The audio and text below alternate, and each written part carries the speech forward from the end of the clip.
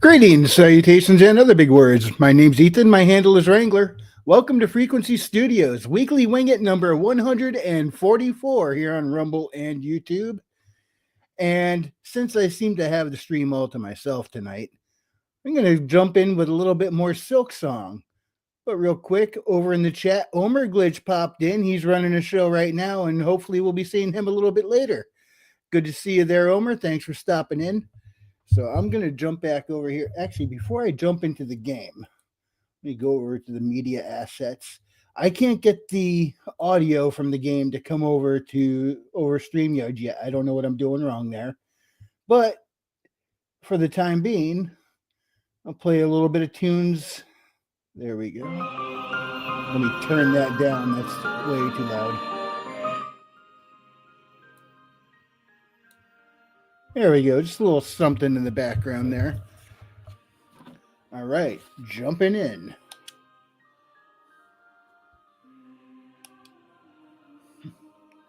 I am currently in Act 2 on this game. And let's see. I need to remember where I'm starting from here. There we go. Oh, that's right. I was farming for rosaries for a little while because I wanted to go do one of the little side quests, which was just contribute to a town.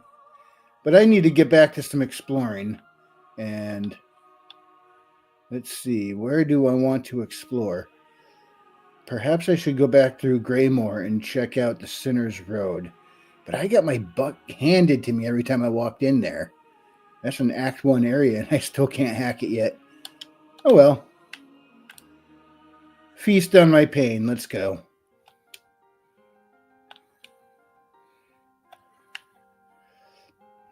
All right. Off to Greymoor we run. Best taxi in any game ever. I love this critter.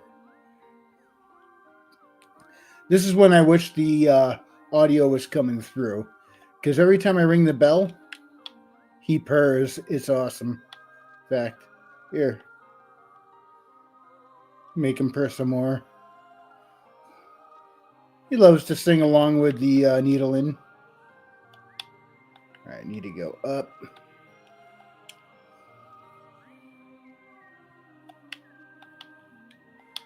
All right.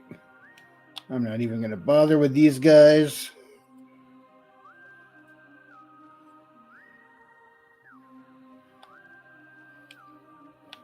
I'm going to hit that save bench just in case. So if I get dumb and die along the way, I don't have as far to run back.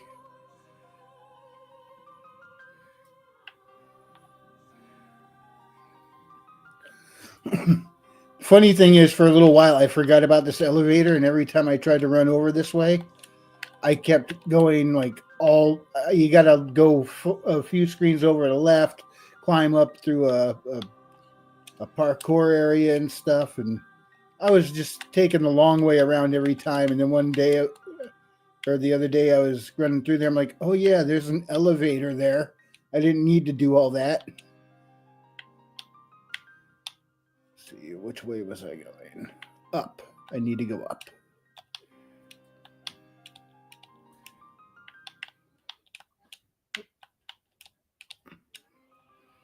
There we go.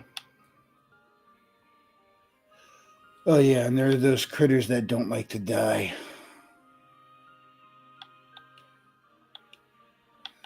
Let's see if I can handle one.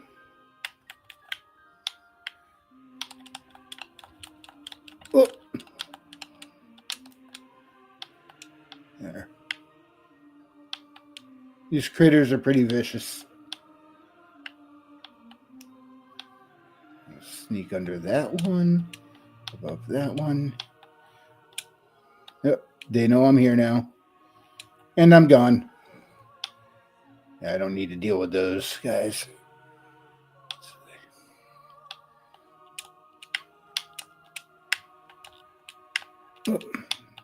Real smooth. Okay, let's try this again.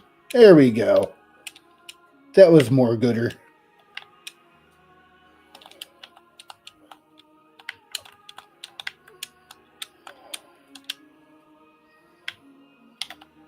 Whoa! No! Oops.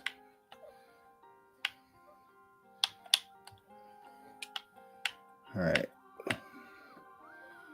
I need to find a simple key.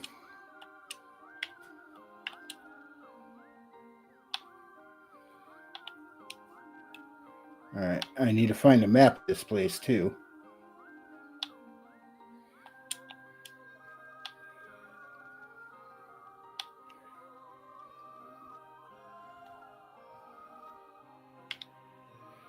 Oh, I didn't see one of you there. Excuse me. That was almost painful. What am I carrying for rosaries? Yeah, I don't want to go chasing down cocoons right now. All right. I'm going to have to use a little cheat called the bench warp.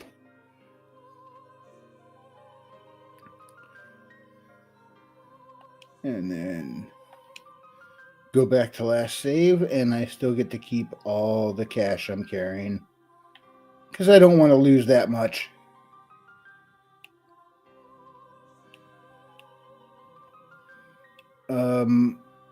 Oh, you know what? Since I got dough, I just realized there was other stuff I still wanted to do in that town. I gotta head back up to it, up above the citadel.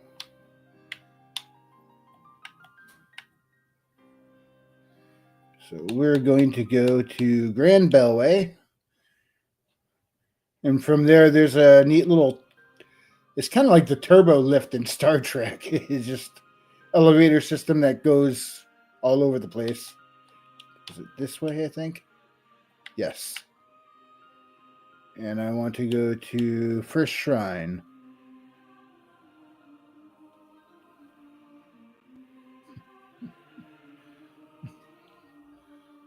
Taking a ride in the drive-through teller tubes.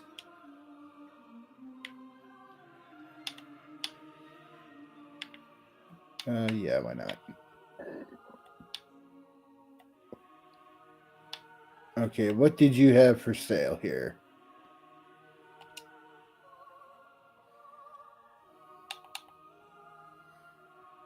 Yes, I want that.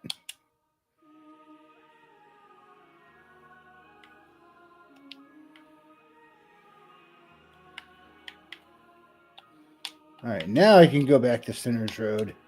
See what happens when I let that guy out. If this key will indeed open up that cage.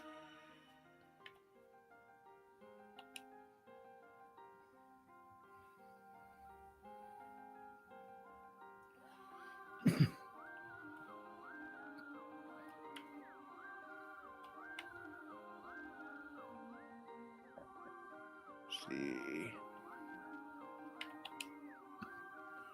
We are Greymore bound. Yeah, I don't know if that key will actually open up that guy's cage. But about to find out.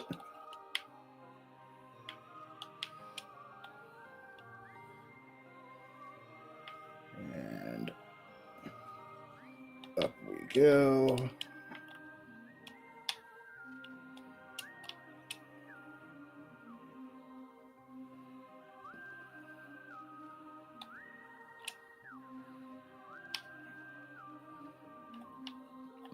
Just in case. Because I am prone to doing something stupid.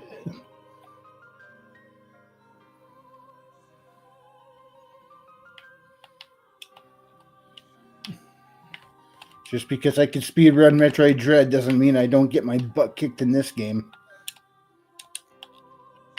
Oops. Dang it.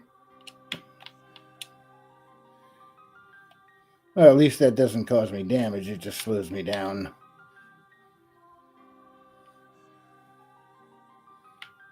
I don't think I'll ever speedrun this game. This is a little bit too beyond me. Where'd you go? There we go. Let's see. Hang on. I just got to change something on my other screen there. Okay, there we go. And we're off like a herd of turtles.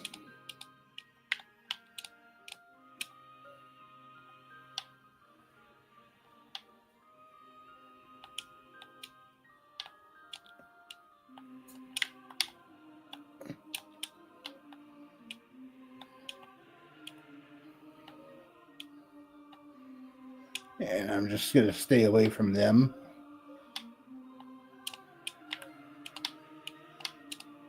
All right. Oh, yeah, you.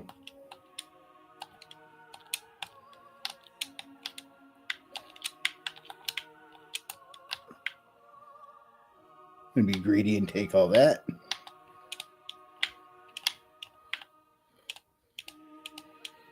And all this. All right, here we go.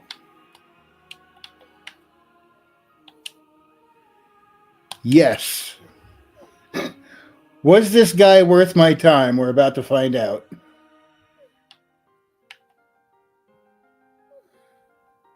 So I am freed despite no request of mine for aid.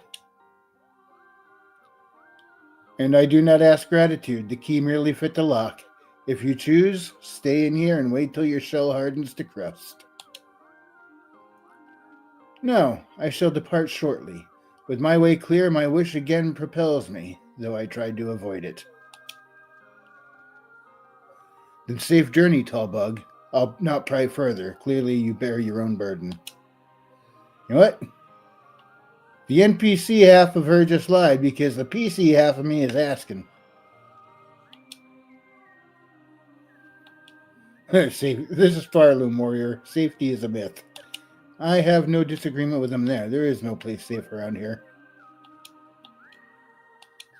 Okay, I thought I was going to get a side quest out of that, but I guess not.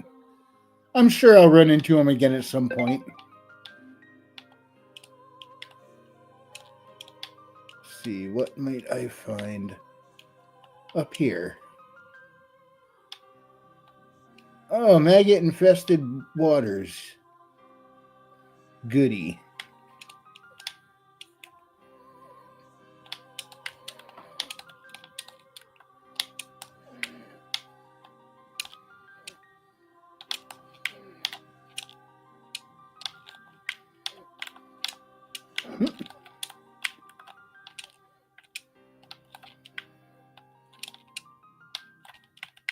Whoop. You hit me.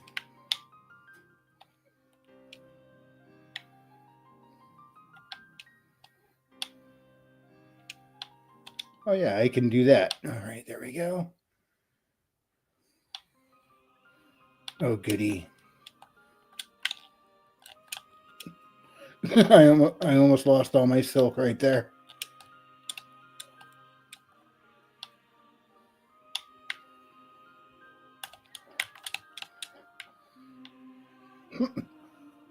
I really wish the sound effects were coming through. The splash sound was really satisfying after I knocked them in.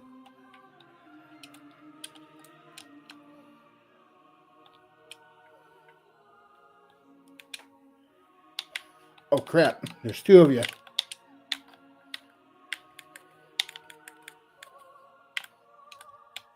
Oh, son of a...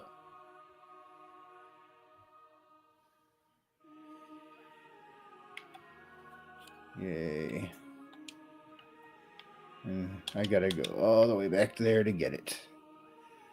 Which means all those enemies are now respawned. Yippee. I need to find a bench over there. Because there's such an easy place to get killed in just a moment's notice, unexpectedly. And unless I can find a save point in that area, exploration is just going to be miserable.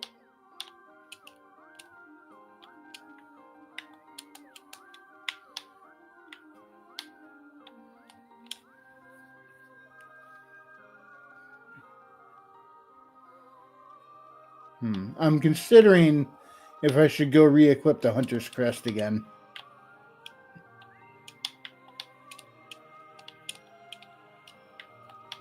Yeah, if I get ganked another time, then yeah, next time I'm at the bench, I'll use the Hunter's Crest.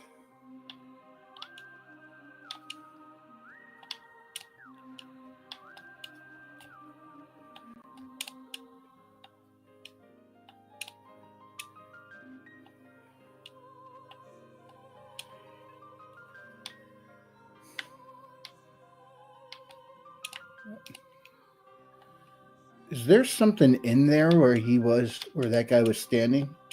I guess I got to fight this guy and go find out.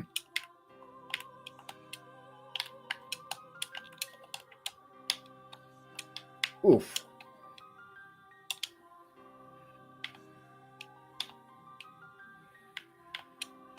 All right, let's go see what I can see.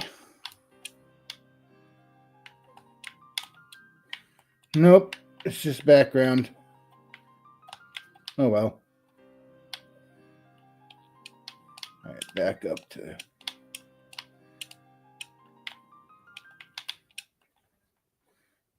Let's see if I could get back to my silk without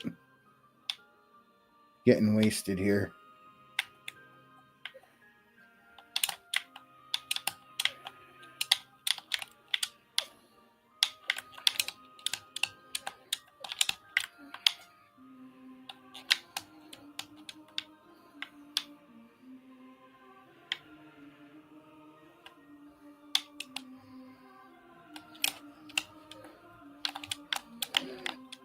Oh no!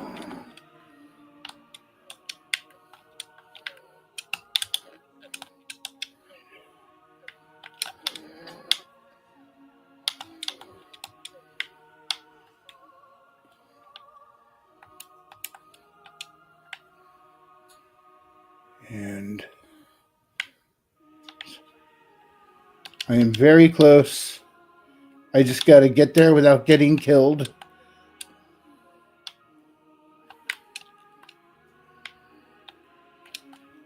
Oh! All my stuff is gone. It's not like I was carrying a whole lot anyway. I spent most of it on that key. Fu Man Blue, what's going on, man? He says, "Hail, you crusty old hippie." Good to see you. What's a guy got to do to get a wrench around here? Oh, well, hang on. Give me a couple minutes and I'll get you a wrench. If I had a wrench, I would probably tell you that you aren't streaming the game. We could see the menu screen. I'm very close. We can only imagine. All right, let me get you a wrench. Hang on, I gotta get to the right thing over here. So I can't do that through StreamYard. I actually gotta go on to the YouTube itself and select it, I think. Let's see.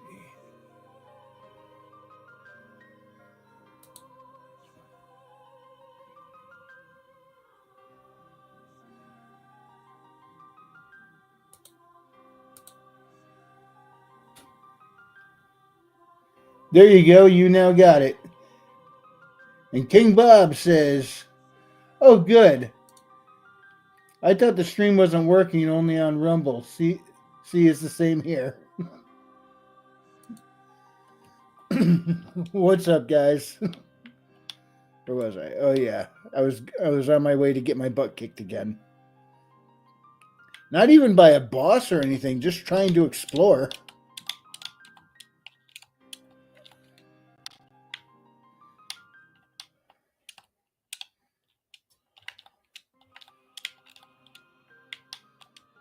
Alrighty. On the road again. Looks like I'm on the road again. Yeah, I'm not bothering with you, pal. There we go.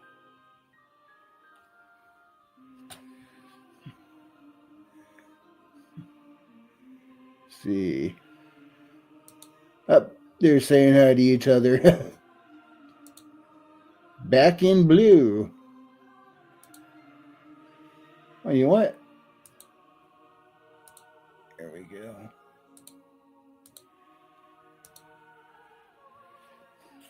Maji, what's going on?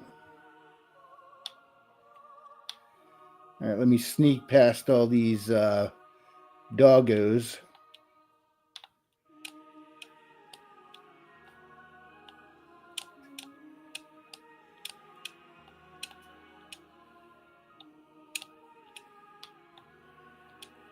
And there we go. So I certainly don't want to get caught by them again. Let's see.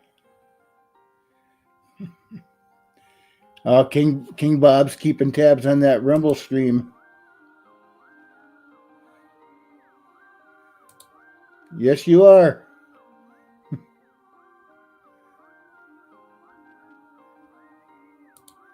You can't see my play screen?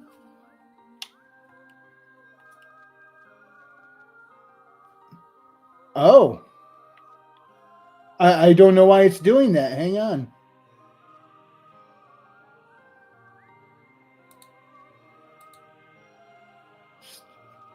All right, I'm going to have to just... let's see. Yeah, I'm going to delete that and try and do a new capture. Okay, add window capture.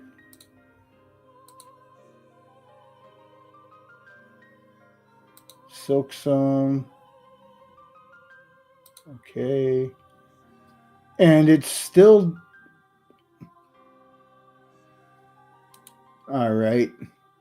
That is weird. Okay. Get rid of that. And plan B.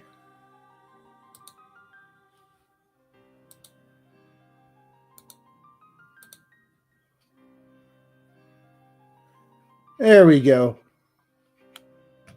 And why did I just lose my cursor?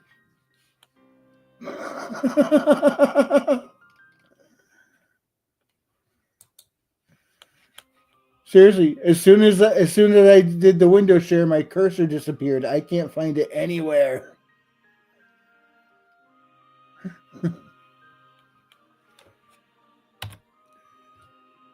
There we go.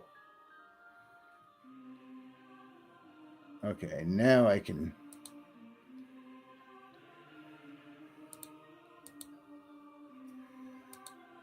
All right.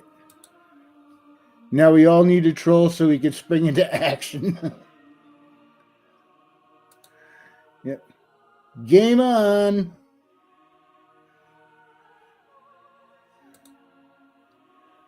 Oh, I hate that when things get bogged down in updates. All right. Well, if you find the means to join, you are more than welcome to, Maji. All right. Let's get back to me getting my butt kicked.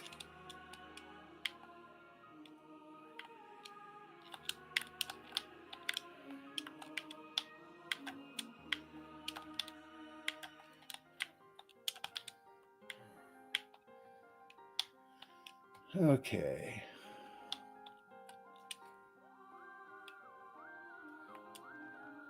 Oops. There we go. Let's see. Yes, I'm in the right room.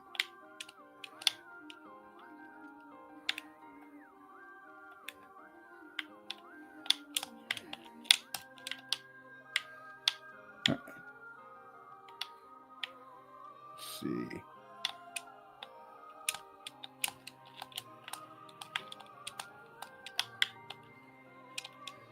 Oh!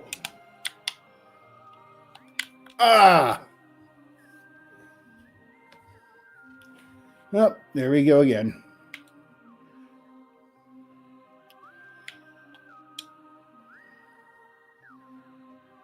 And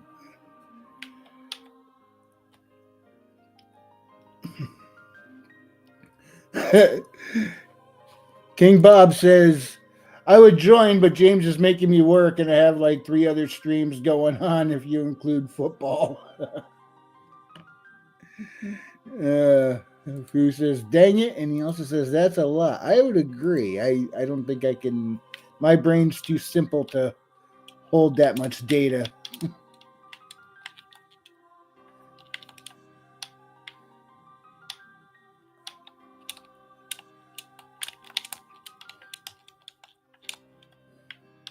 Come on. Come on.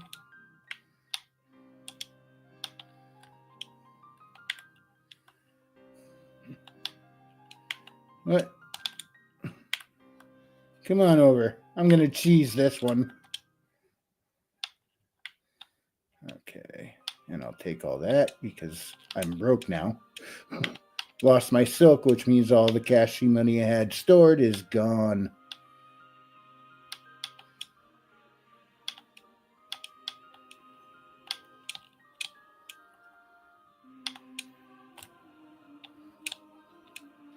Oops.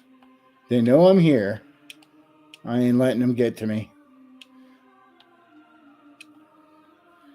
Now, those guys are not fun to fight.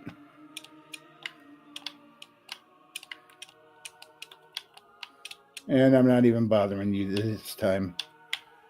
This guy, I do have to bother with.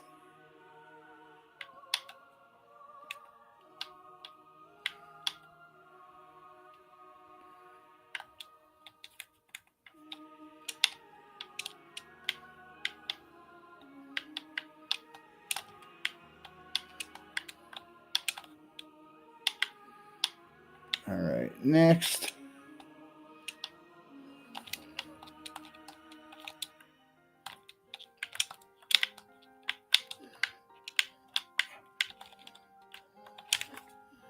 Oh, I missed.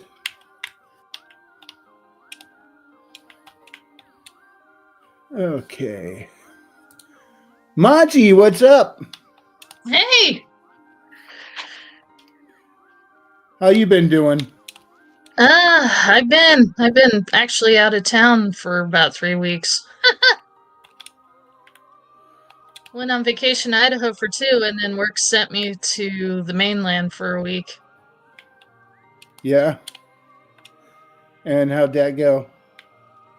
It was long, but I survived. I'm hoping I made enough in overtime that I can buy my ISPNs for my book. But I won't know until payday. What's this one? This is Silk Song.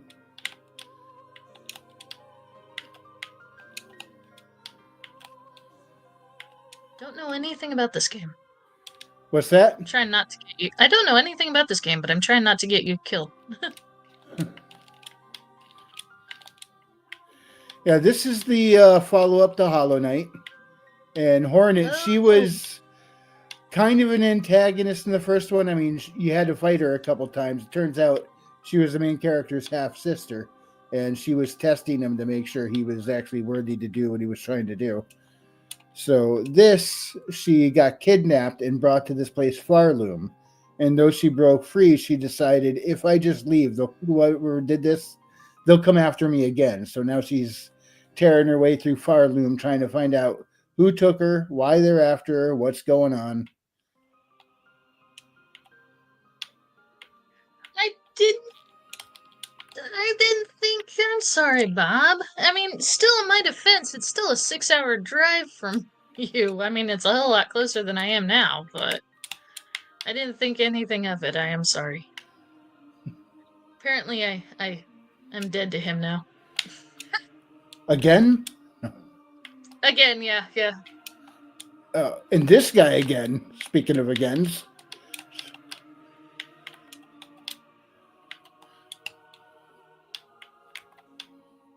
Sorry, he was getting annoying. I don't blame you. If I distract you, let me know, because these games are unforgiving sometimes. Yeah, this is one of those.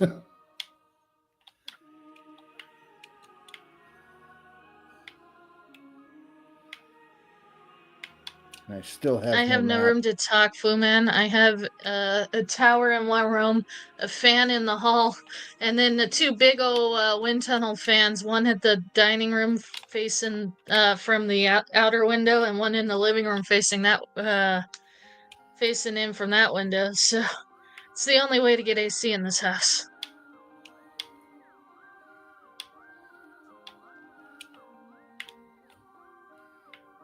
I hope that didn't make that other guy respawn. Okay, good.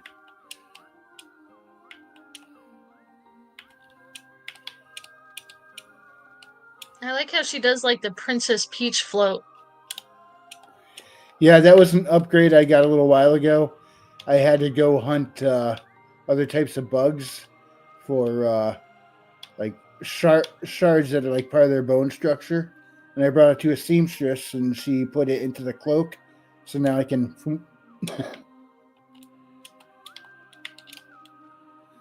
What did I just open?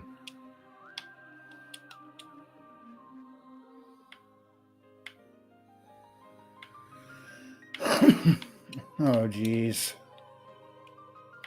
This place does not look like fun. Definitely a lot of death. You got this. Yeah. I'm going to go see what's the other way.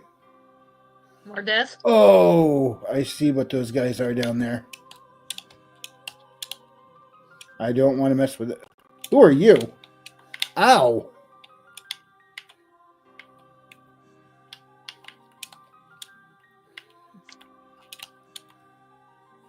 What is that, Fu Man?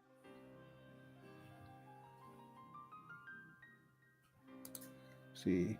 When you have 20 minutes to kill, you guys got to watch this.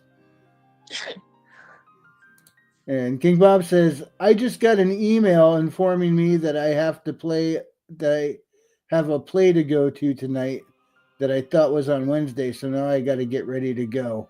Whoops.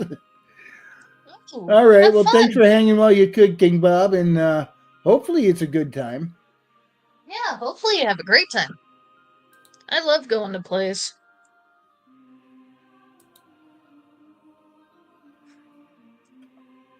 See. Speaking of, when I was in Boise, I went to I don't know if you know them, Citizen Soldier. I've heard the name. Yeah, they're a YouTube band that's actually becoming very, very well known.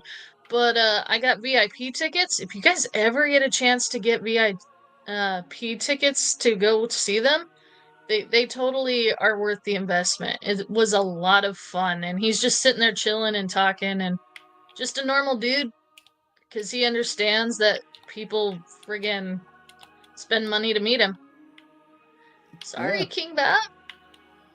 Oh, you know what? I just realized something I forgot I was going to do, and I need to do it. Uh-oh. Oh, Rust.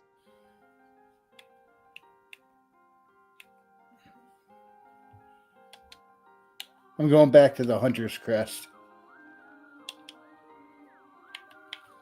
All right.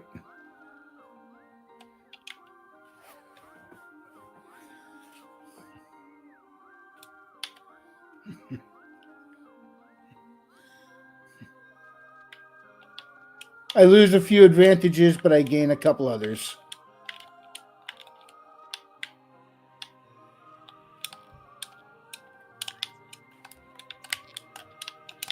Interesting, Full Man.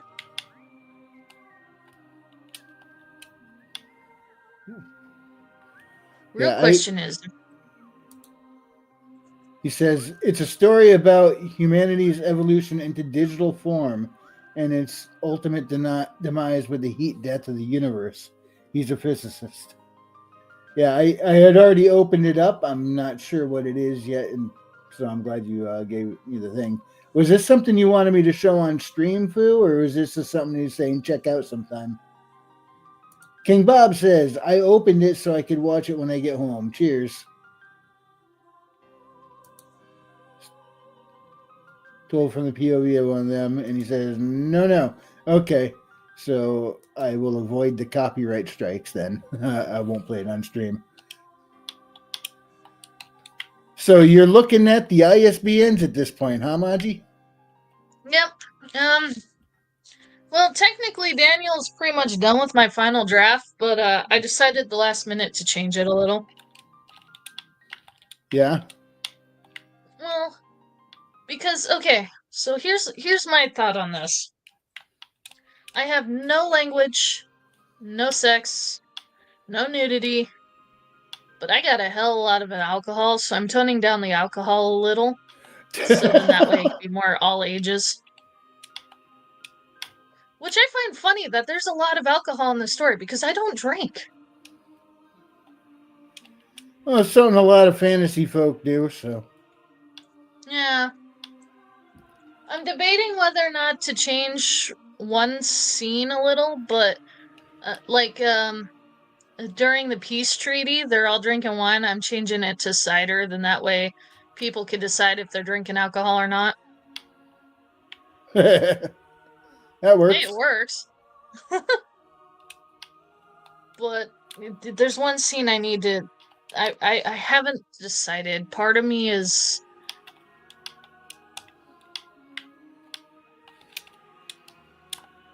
Oh I no! know that. Actually, so here's the thing. Part of it is. So one of the reasons why there's a lot of alcohol in the story is one of my characters gets drunk to hide his aura so that you can't tell he's actually a bad guy. He basically acts like a drunk just so he could disguise himself better. And so there's a good chunk of it, and then I added more to it, so I'm trying to tone it down just a little.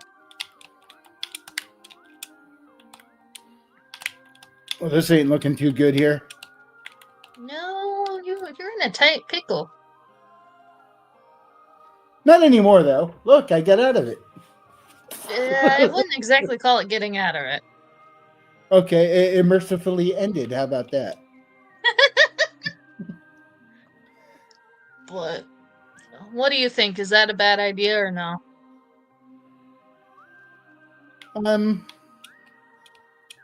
Not sure. Half because I missed half the context while I was getting my butt kicked. I don't blame you. You were getting your ass kicked. Sorry, butt kicked. So what run that idea by me again? Sorry, I was like not fully. Because I have all the other factors, I decided the last minute to tone down the alcohol a little. Oh, so okay. That way I could. That's not a bad idea. I mean, if you did it in a way where it's a drink that could be alcoholic, could be not, and you just don't specify. Mm-hmm. Yeah, that's actually a pretty clever way to, something kids think cider, like, oh, apple cider, where adults are like, yeah, cider. Whoa, I don't want to go there. Okay.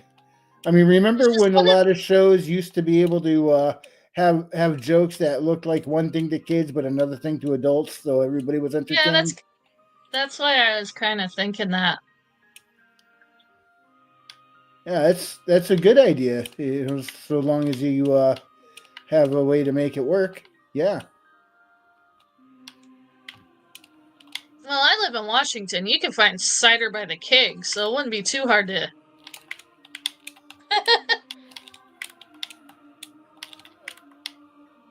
But there's this one scene. You want a spoiler or no? Yeah, if you don't mind saying it on air. No, I don't care. It's gonna be published hopefully sometime soon. But here's this one. The very beginning of the book, I needed a break in the intros, but there's a side character that gets introduced via conversation because he's off being a dork in the background. Yeah. But no! So I needed main character energy because he's an important side character, but he is a side character. And so I have him in a drinking contest with the main character and winning, and why the main character gets a little too tipsy, falls over, and hurts himself. Was the main character drinking White Claw? I think it was ale.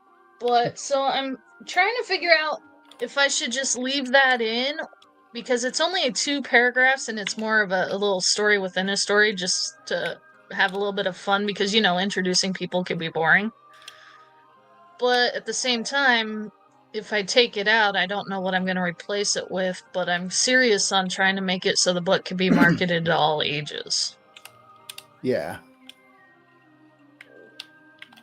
And I can't take out the fact that my villain is drunk to hide his true nature, but that comes at consequences. You know what I mean?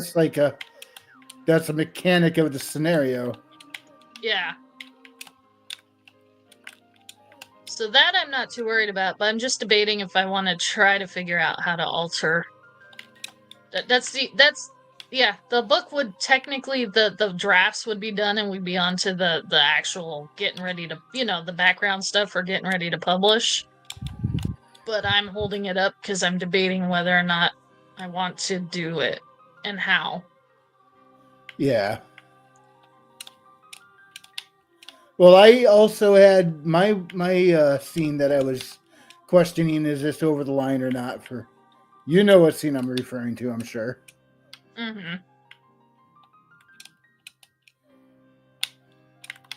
But yeah. Another one I kind of questioned in the first book was use of the word douchebag. Oh, I could see that. That one's not terrible. Yeah, it's not. I ended up leaving it in there, but I was certainly unsure about it for a little bit.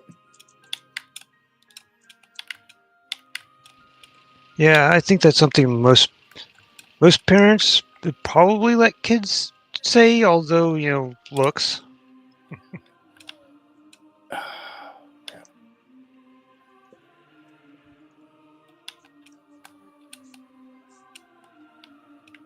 But yeah, it's just things you gotta think about. And it sucks, but at the same time, I want it. I intended it to be a story that you could read to your nieces, your nephews, because I don't have kids.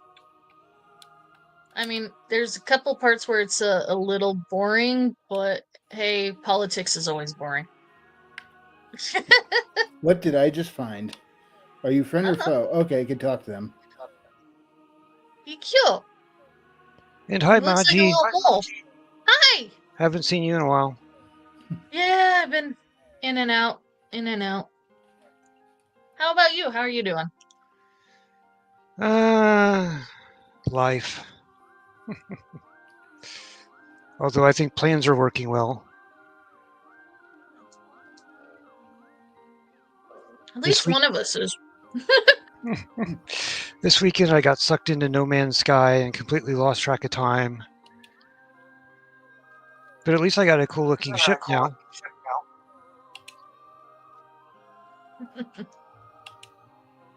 That's cool. I've been kind of planet bound because pirates showed up and started shooting at me anytime I tried flying anywhere. That's funny. I was into Ark, but that game is glitchy as hell and pissed me off yesterday, so I don't know if I'll get back into it or not.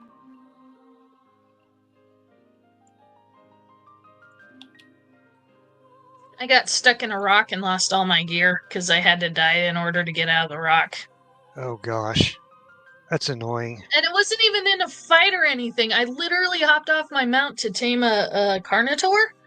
Oh and gosh. The rock just sucked me in. I was so pissed. Could you not remount and then Nope. Because it was stuck in a continuous falling motion. Oh gosh. I had to pull my I don't know if you know how Arc works, but there's this little device that keeps you alive on your wrist. I just had to commit suicide. I was perma stuck. I even logged out and logged back in, and no, I was still stuck falling. Gosh. Yeah, I remember a couple of MMOs having that problem, and a number of them solved it with a "I'm stuck" button or something. And so, it was like teleport you a couple, feet or something off to the side. No, because this is Ark is if you're not familiar with Ark's Ascended or Survival, it is like Rust with dinosaurs, and so it's a survival based RPG game. And so, yeah, there's no get me unstuck. Yeah, like whenever I first picked up this ship, couldn't fly it anywhere because it's massively damaged, and so I switched it over to be able to fly my other ship because I needed to fly. And then whenever I got back to base, it wouldn't let me respawn the damaged ship because it's damaged. And so I had to go look up how to respawn it. Now it looks You're like I actually have really good visitors. at this game, Wrangler. I would have died so many times by now, just by wall hopping. Yeah, he is. I appreciate the compliment, but I wouldn't say really good. I'm good enough to get by. Better than me.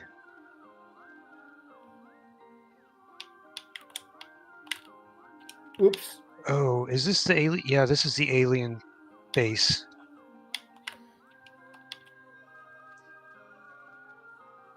These are the creatures I gotta take. Oh.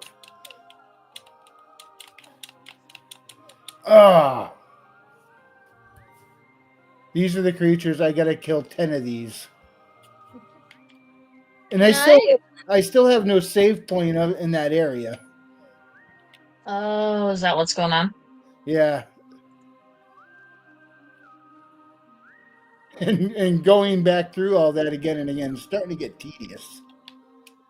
I understand the challenge. There's a lot of things that are arbitrarily difficult in this game, and I get it, but some of it I think is like unnecessary.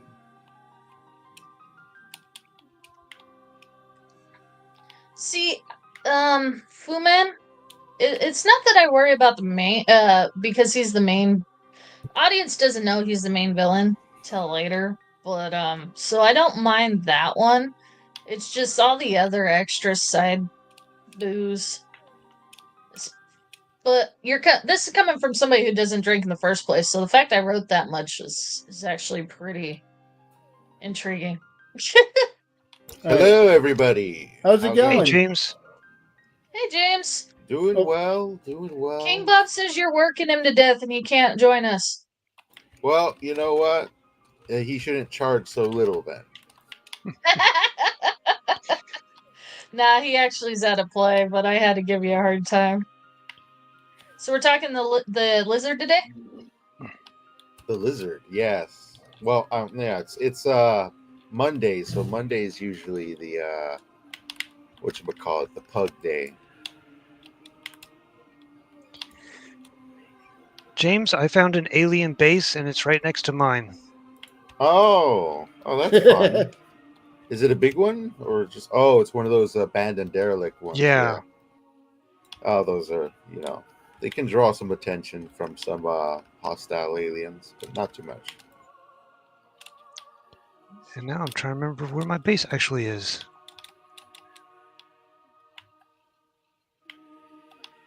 There we go. See, Maji, I was right. Turns out these are not fun to fight.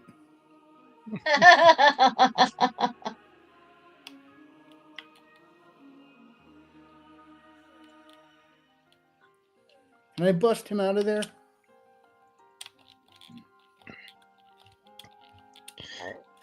Oh, James, I rescued another ship, and it is a fighter.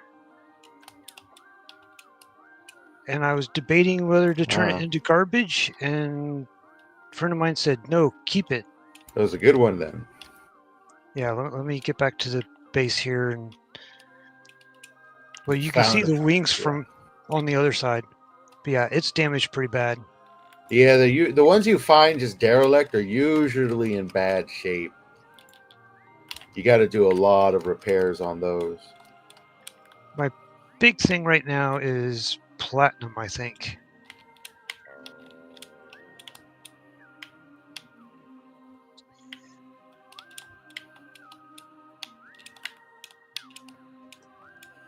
Yeah, that's an S class.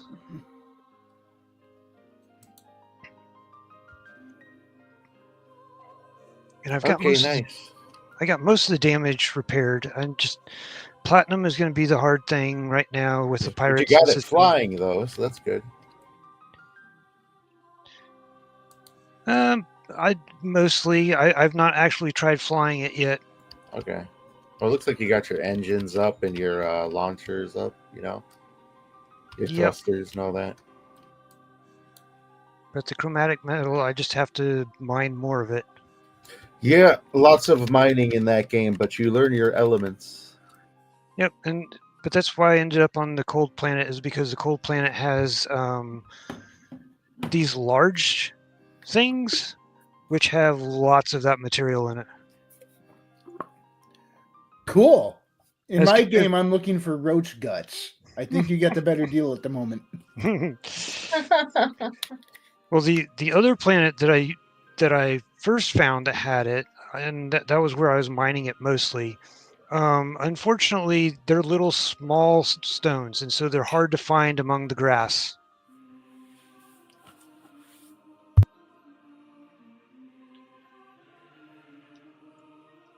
You looking for ferrite? Nope, the chromatic metal. Okay, yeah. I'm pretty sure you can like make that with copper. If you got copper, put it in your little processor thing. Yeah, but I've not found very many planets with copper yet.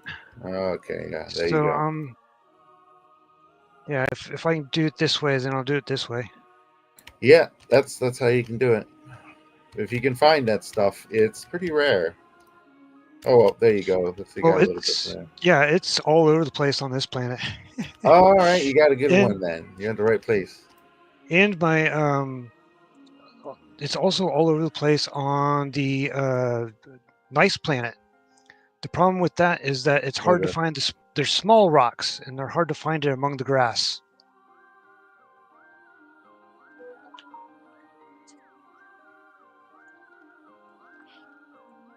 And then I needed what is it? Storm crystals. I have a fun ice planet for storm crystals.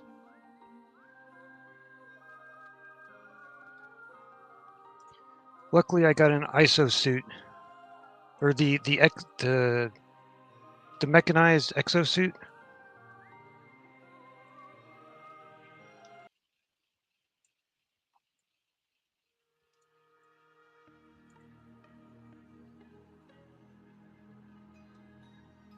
Got muted there. Storm crystals are on storm planets, and as you can imagine, they have very terrible storms. Oh yes, it has storms like all the time. Perfect. Hope you don't get hit by a lightning. Yeah, well, it also has feral monsters on it, so that if I'm not in the exosuit, they're always fighting me. Yeah, they're usually pretty hostile. You know, life amongst the stars. It's not for everybody.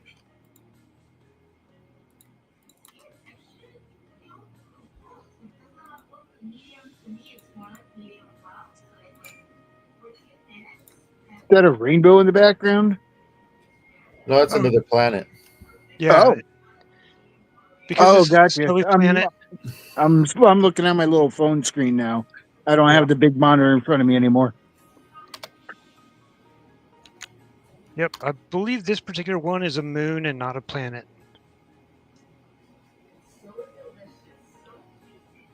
Yeah, I got to come up with the. Oh, James, I saw your mouth moving, but I didn't hear any sound. Oh, so that's a big moon. That's no moon. I got to come up with the ecosystem for Sabadar, a fictional world I'm working on. It is a moon of a gas giant, and it's prone to some wicked auroras and plasma storms. I'm trying to think of what kind of foliage would be on that world? I got to double check what kind of star it is. I think it's a blue star. Hmm. It's in the Mintaka system, which is part of Orion's belt. After I get done with these, I will head over to the storm planet.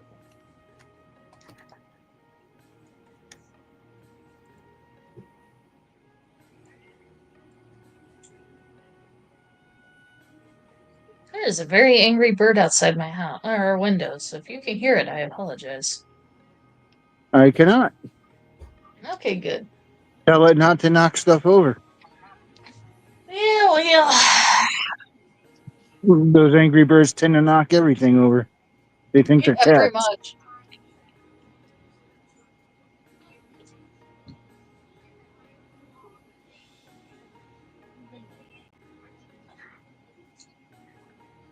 Run, Forrest, run!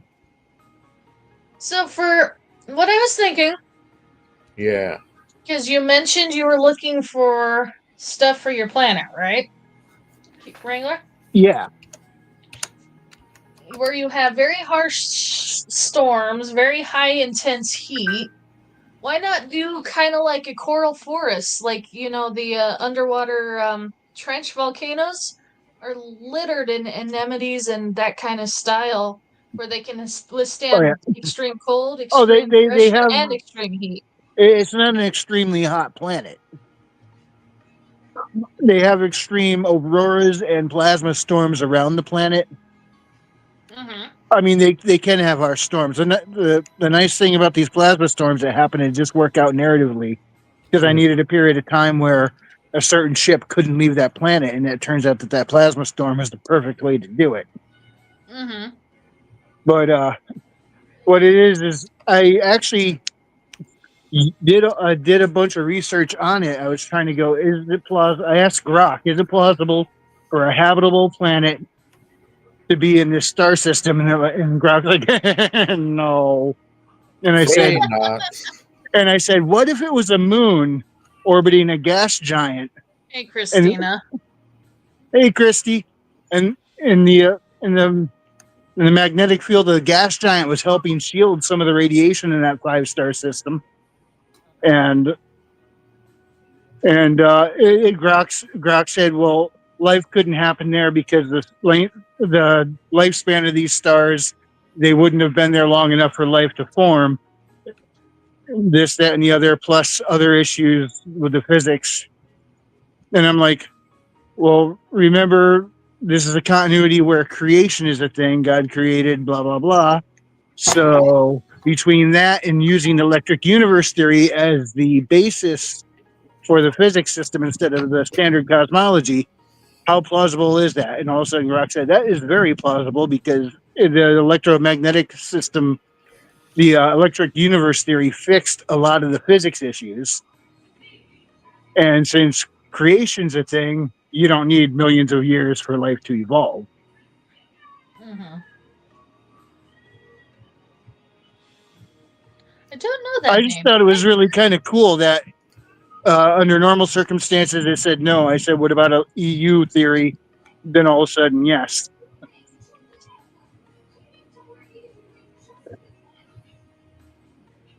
I don't think that theory gets nearly as much traction as it should. At least not in fiction.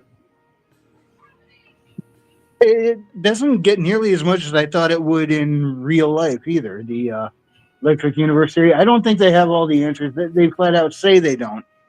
But I think they got a good chunk of the puzzle that's overlooked when they're considering how everything works.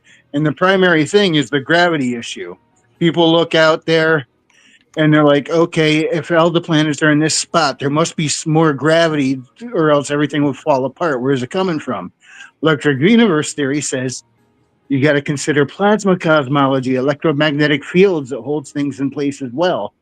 And I think between the two of them, they might have somewhere in the middle, I think, is a better answer than what either side has given on their own.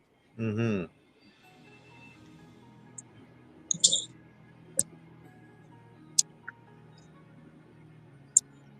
And I switch back to the computer.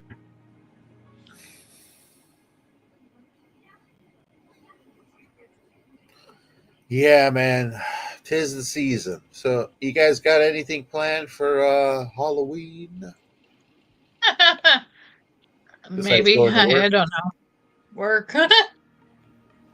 Yeah, I turning actually the do lights not. off. Kids don't celebrate like they used to in the streets, man. No, I think our wonderful COVID destroyed almost all of that. A lot. It was already kind of going down, at least, my neck of the woods. But yeah, COVID, I'm sure, really put a nail in that coffin. At least on the West Coast. Granted, the West Coast was what, under lockdown for almost 2 years? Mm-hmm. More of the Yeah, same states, maybe, but man, West Coast is big. definitely. It was an interesting time period. But I'm playing right now the video game The Evil Within. 'Tis the season for fear. This is going to be my holiday season game. The Evil Within 2. Um, I said this story all the time. It's one of my favorite games, horror games. And it didn't really get the love it deserved because the first game was really a letdown. And this was just trying to make up for it,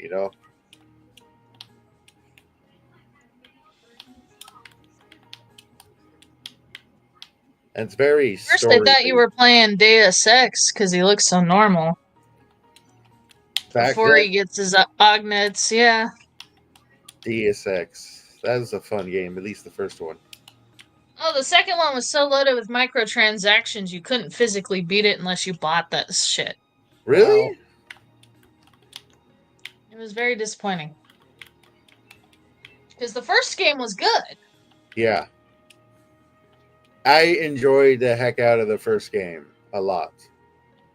Yeah, the second one. So you basically, in the second one, get about halfway through the game, and it Mm-hmm. forces you cannot physically finish the game unless you buy the weapon Oh, Oh using real gosh. currency. it's like story based. Like, how do they introduce that through a story? It's yeah. Technically, apparently, you can beat it without the weapon, but you can't.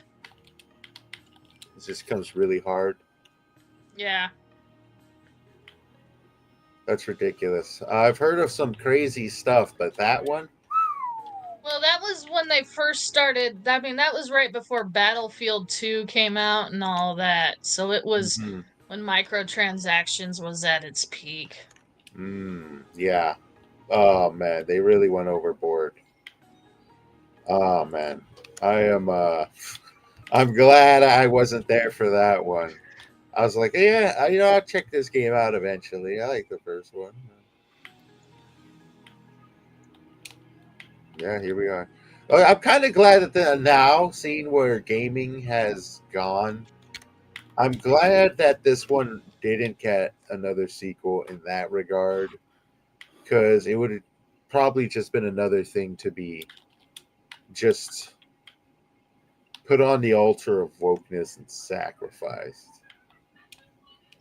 I really wish they would release the Transformers War for Cybertron and Fall of Cybertron again, but problem was the third game was based off the Bay Former movies and it completely killed the franchise for those ones. Ooh, Ooh. Bay It went from Forward. it went from the two because you saw me playing that one game that one time Yeah. when we were streaming. And it went from that one to Fall of Cybertron, which was really good.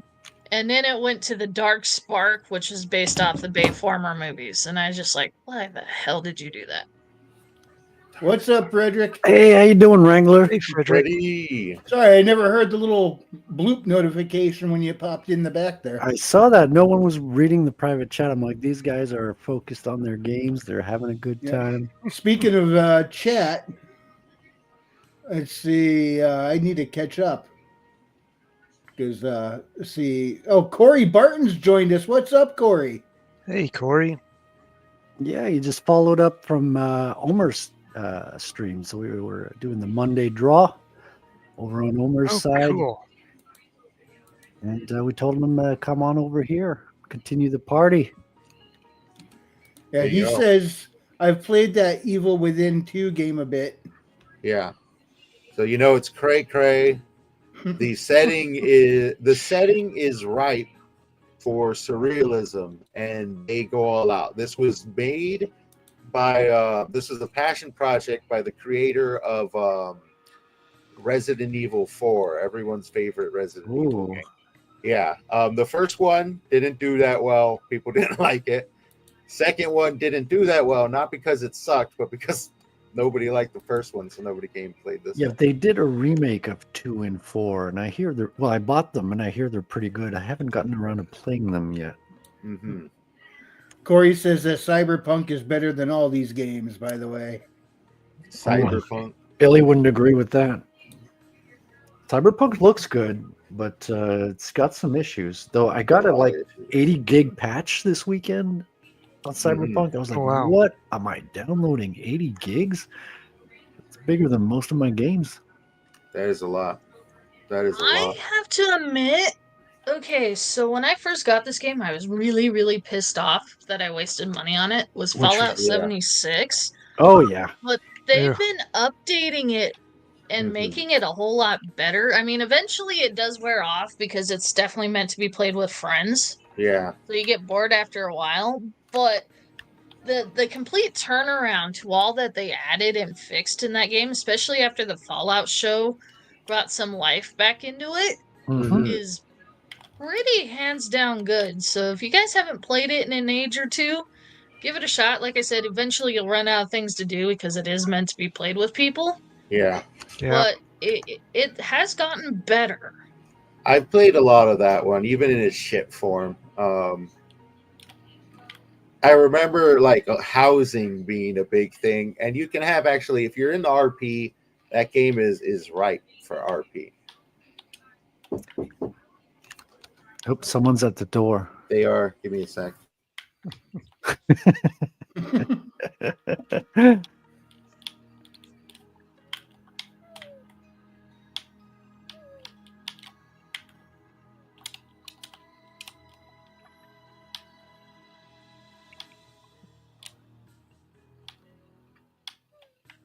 Oh, his character's still moving. I finished my game last night. I finished Hitman 1, 2, and 3. Yeah. Oh, nice. Whole lot of fun. Yeah, I'm looking forward to getting back because a lot of that game is in the replay actually. Because once you've finished a level, the next time you play it, you get to start the level where you're like inserted in some place. Like they can get you with the kitchen staff. One level you're like with the housekeeping staff. So once you've played the level, you have access to special entries. You can have like spots that weapons will be planted. Basically, you get extra stuff once you've passed the level to make it more fun and easier.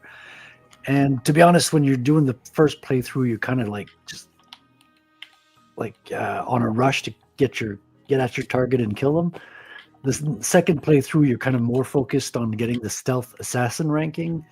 So making it look like an accident, poisoning their food, or throwing the chandelier on them, or things like that. It's just a lot of creativity with that game. I've been having a blast. It's good to have a game to play, man. Yeah. Yeah, I'm kind of bored with what I got. I've been going back to the old things lately. Mm-hmm. Oh, friggin' a lot of this shit is just shit, and the new games have just been terrible. I haven't want to put money into any of them. New games are over-designed for maximum profit these days. Yeah. Have you seen Megabonk, Maji? Mega what?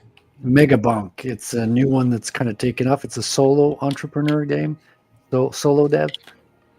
So it's just, yeah, it's like an $8 game. It's really cheap, but it's been taken off because it's just a lot of fun. Nice. Yeah, Otter's playing it too. It's kind of like Elden Ring Vampire Survivors. infuriated me, Corey. I got up into the tree with the giant bouncing, looks like snail dino things, and I said, "Screw this freaking game." I heard I all am- good things about it. Which one? Well, it's one of those designed to be annoyingly tough to irritate you. My Right. brother loves it. He has friggin' beaten it 100 times over, especially with the new DLCs. Like I said, I got to the weird dino snail bouncy things up in the damn big tree, and I got so frustrated with them. I just said, "Screw this." Look, It I wasn't got even other the shit to do. dragons. It was the freaking snails. And if you played that game, you know what I'm talking about. Well, that's because you're not French enough to eat them. Yes, clearly, as a Frenchman, I will not be afraid of any snails. They're like, yeah, I don't know what they're called, but they're these weird crystal bouncy little assholes. They're not the actual snails, but because the ones with snails actually have shells, but yeah, there's these crystalline bouncy assholes that this is my final straw. Sorry, Wrangler. I didn't mean to call him that. That's all right. No. Oof. Let's see how many of these I can collect this storm. Let me see if I can find them because you guys might actually know what the heck they're called. They're like the You crystal should, bouncy. If you can, Raven, get yourself a motorcycle for speed. You'll collect a lot more. Yeah, but the problem is it's freezing cold. Yeah, is But that the guess motorcycle, you still take like freezing damage in the motorcycle. Yeah, you do need a huge pair of balls. That's true. Yeah. Mine would To still be answer fine, Sheldon's question, I finished drawing my comic. That's why I'm taking a little break with the video game. And besides, all my friends were like, why didn't you finish your game already? You got to get back to finish your game. So I work by guilt. Like Yeah. Work by guilt. Not to mention, you're not playing a game right now. You're actually working on something. yeah, I wanted to do just a fun take on one of my characters tonight. So I drew her. Mhm. And yeah, just I think they're just called crystallines. Oh, the snails? The bouncy dudes, the assholes, yeah. We assholes are crystallines. Yeah. But yeah, you got to have some fun at some point. Like it's okay to take a break because I think if you're working too long and too hard, it's good to take a little bit of a break and step back once in a while. It's healthy, I think. Orange. At least I hope so.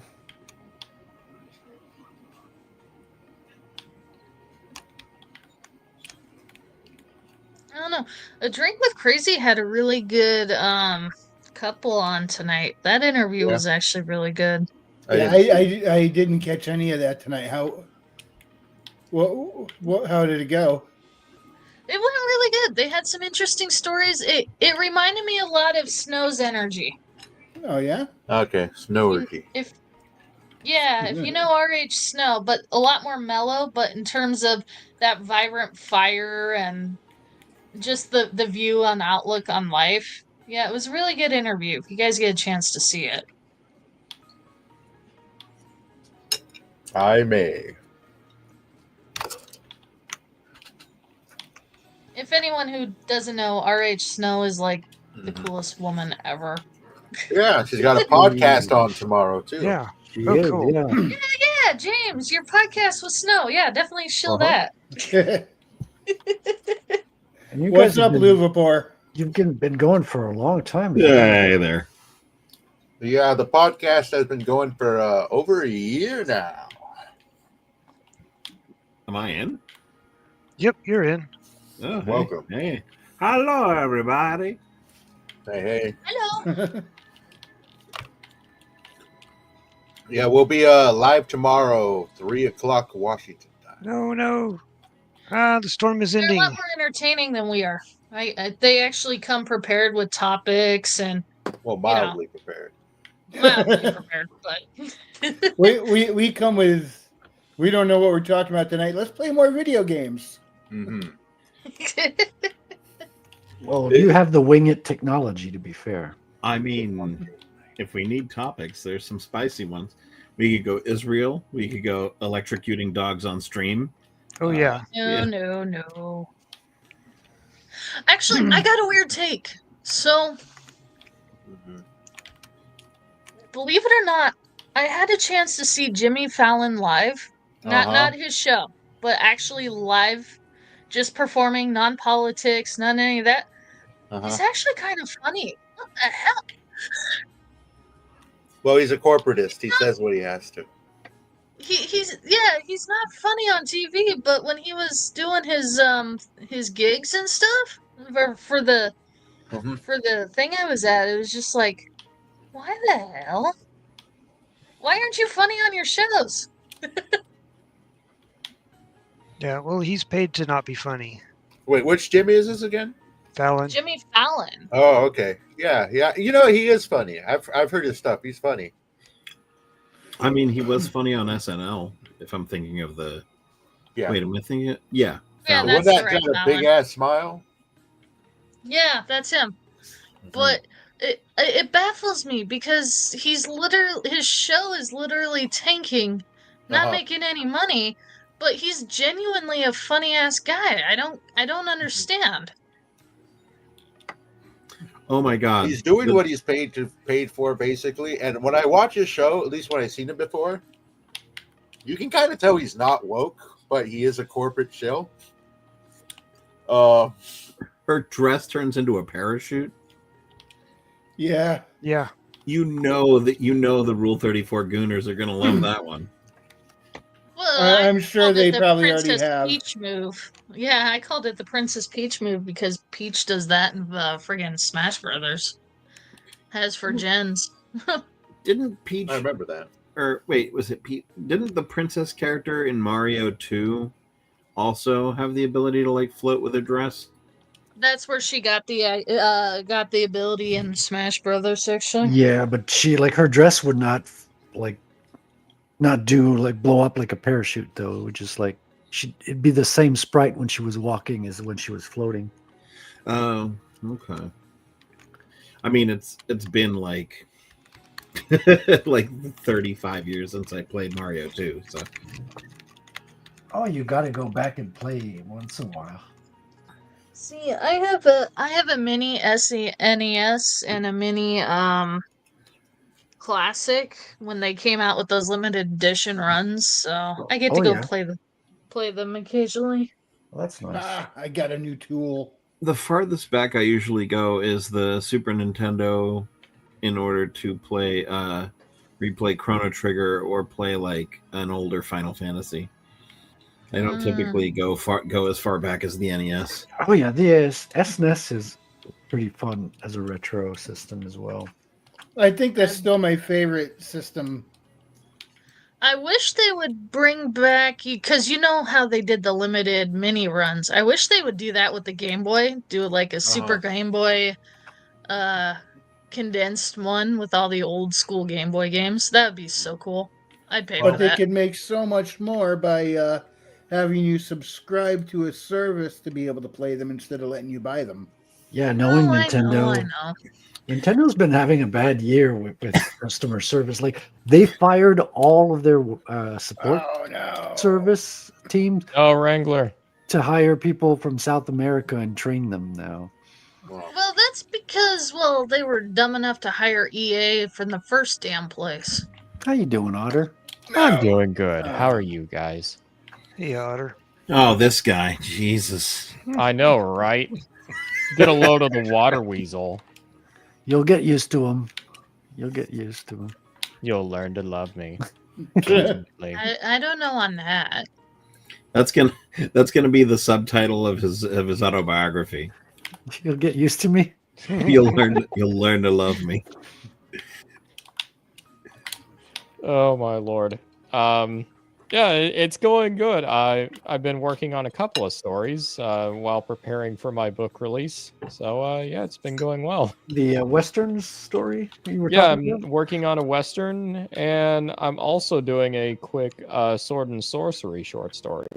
Oh, yeah. Okay, Otter, you need Yes. to, in your next book, in book 3, Mhm. you need to have a villain that's monologuing, and in the middle of monologuing, the villain electrocutes a dog for interrupting the monologue. I'll call him Pisan Hiker, Yep, there you go.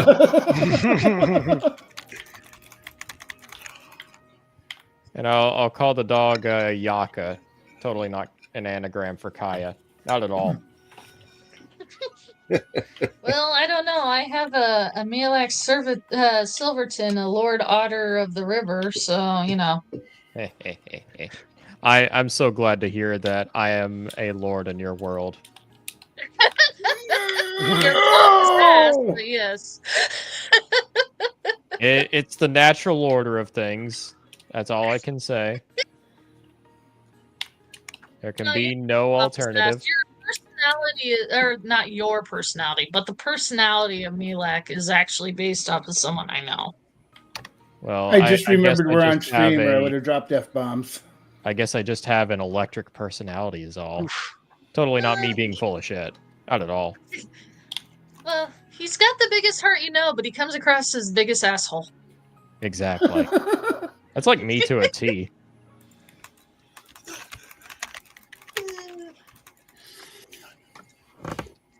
He's just Anyway, very blunt and forward.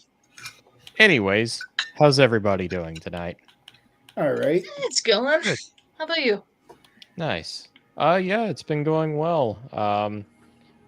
I've been fasting today, and that gives you a nice boost of energy, I gotta say. We'll see how long that ends up going on. Are you But- kidding me? Fasting always makes me cranky. Well, it depends on like what you're eating in between the fasts. Like if you're eating like sugar or like drinking soda or something, yeah, you're gonna get cranky, like really cranky. Trust me, I know. Yeah. Well, once you get past the sugar cravings, the becoming hangry is almost a thing of the past. I've been you do like a keto diet or like low carb, and it becomes a lot easier. You don't really get hangry. That's my secret. I'm always hangry. Oh, I see.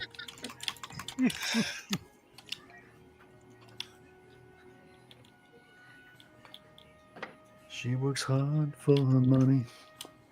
Don't we all? So, Wrangler, I thought you were done with the big boss, or just a big boss. A big boss. A big one. Yeah, that was. It's called the Last Judge, who is the final boss of Act 1. How many acts are there? 3. That makes sense.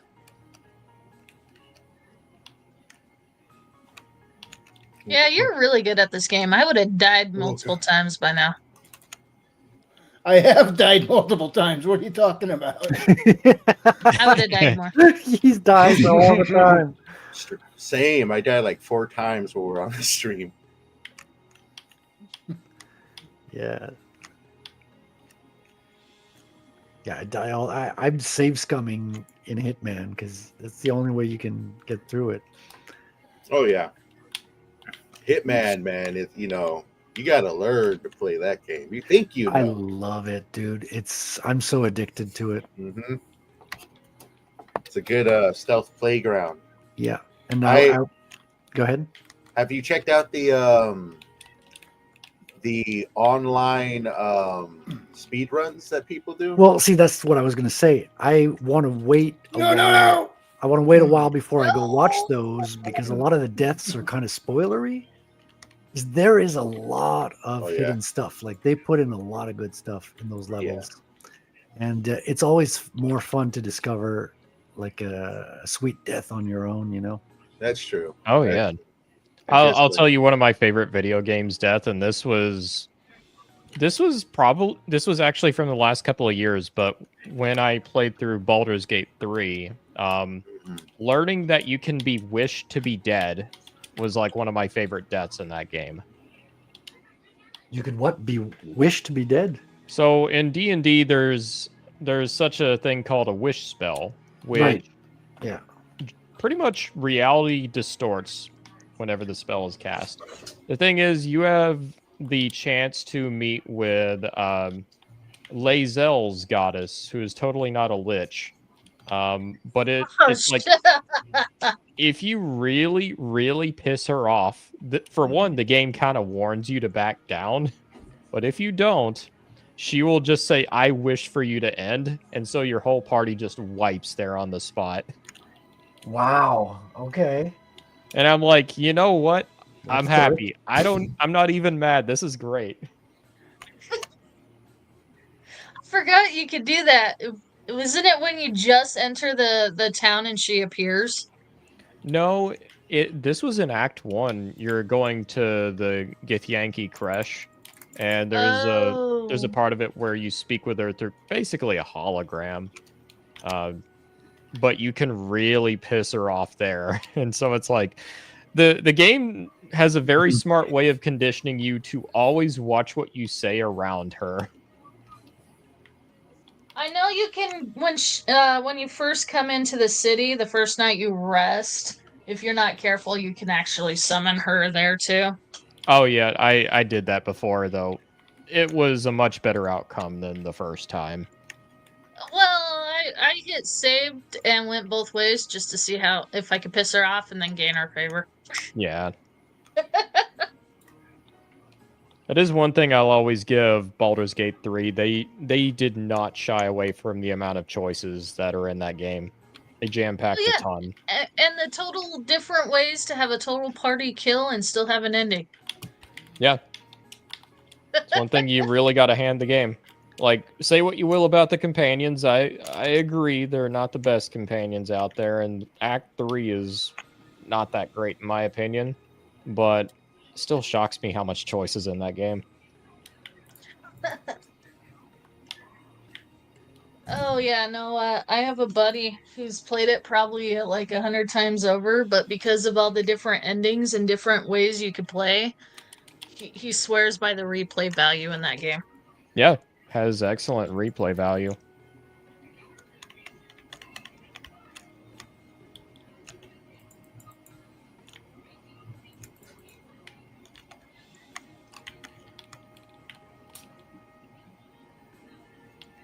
Anyways, though, yeah, I've also started playing a little ditty called Mega Bonk over the last couple of days. Apparently, the game went viral, and I was curious about it. Mega Bomb. I don't think I heard of that one. If you've ever played Vampire Survivors, it's a lot like that. It's very similar. But every time you say it, it makes me think of Balk's Adventure from the TurboGrafx 16. Well, you can thank Frederick for recommending it to me. He showed it to me, and I was like, you know what? This game kind of looks like fun. Yeah. A lot of people have been streaming it. Saw Asmongold stream it, and it reminded me of Vampire Survivor, and I was like, I remember when Otter addicted me to this. Now is my opportunity for revenge. It's a really fun game. I think the developer is still adding some maps and levels to it. I think there's only 2 maps in the game, but at the same time, it's like he's not finished with it. But it's dynamically generated maps. Like it's never the it's same map. procedural. Procedural, that's the word I was looking for. It's a lot of fun, man. It's like ugly graphics a little bit, but it's like all the characters are kind of memes, and it's all about the dynamic gameplay. And, it's very meme heavy, like really meme heavy. Yeah, it's a good time. Like you have one of the grand shrines in the game. It's called the Shrine of Suck. Whenever you die, it just shows the text, maybe him skill issue. Like, it's nothing but memes. At least you didn't decide to buy the most popular book on BookTube without having read any of the information on it. No, don't tell me it's the milking book or whatever. Yeah, The well, Oh. I didn't do it, but Leaflet, the VTuber, she like Shoe on Head did a video about it, and so she Yeah, I watched saw Shoe on her Head's Yeah, I video. saw her video. Well, I saw And Asmon's Keep you review ranting of on her that, video. please. Yeah. I already And- have my take on that. That's kind of gotten viral thanks to Kahuna. And If then because it Is there If it anyone who helps hasn't seen that Maji- video at this point? if it helps Which Maji, I've been video? reading a lot better books. The shoe on head video. I don't watch that creator, so I guess me. yeah, I I haven't- usually don't either. But I watched Leaflet, who watched Shoe on Head's video. Yeah, a lot of people have been covering I her. don't know who Shoe on Head is, so I think I've been spared. She very- posts on Twitter a lot. She's fairly stable for some of her ideas. She's about as based as a socialist can get. Yeah, that's a good way to say As in she's inhuman. it. The best way I can describe Shoe on Head is 1 minute she'll say something that's ultra based. I agree with her on just about every point. Then she'll bring it back to, which is why we need free healthcare and yeah. a socialist revolution. I'm Yeah. like, oh, Wait, whoa. Like, stop right there, Shoe. You were onto something, and You then were you doing lost good. the plot. Yeah. Well, I feel the same way about Asmund a lot of times. It's like more and more he's based, but then he'll just say something completely stupid. Yeah. He'll say something every here and there that's stupid. I think like- he's a bit more consistent than Shoe on Head. He'll be like, Yeah. which is why we need to give everyone money and the what do you call it, the basic universal income. It's like, dude, that's the road to poverty. Yeah. Yeah, it really is. It's also the road to shitty standards for everyone. Mhm. Yep. And they actually proved that down here in California for like a year. They did the whole basic universal income thing for one town. And what it proved is people actually end up, whatever they make, they end up spending that much. I forgot the exact terminology, but you Are you make more talking money. about the? Are you talking about the hedonic treadmill? Let me just finish first. They made more money, they spent more money, and then Yep. they stopped getting more money, and they still wanted to spend the exact same amount of money every month. So essentially, giving people more money just means they're going to spend more money and put themselves in deeper holes. So Oh, yeah. the hedonic treadmill. You may talk now.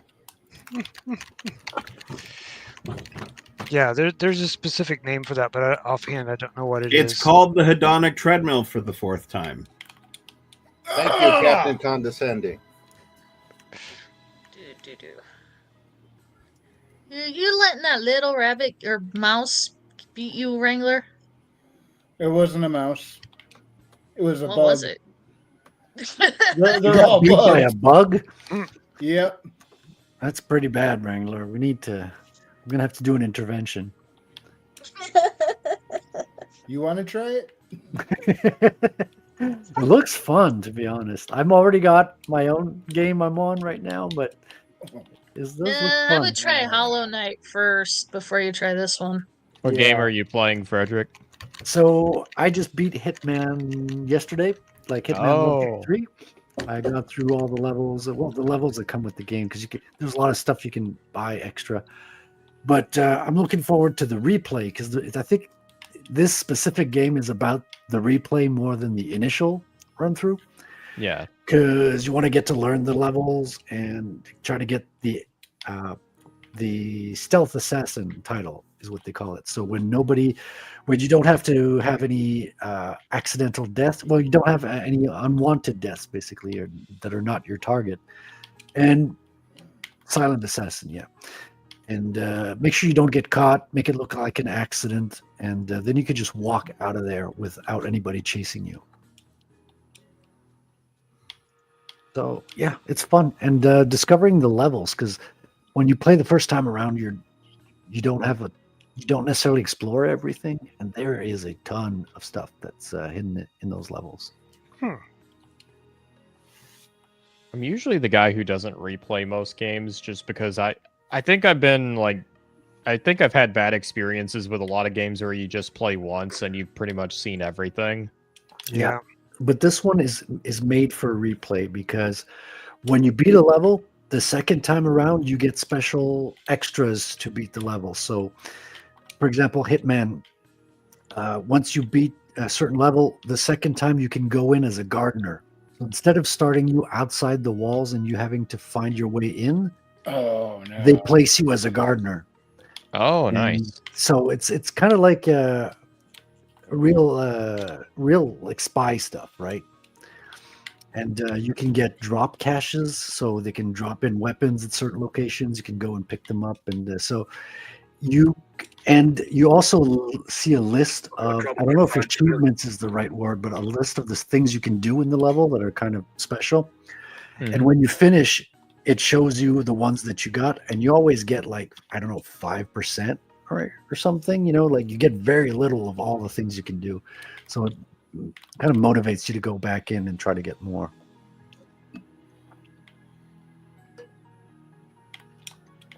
Even the smallest level, which is a practice level, the ICA facility.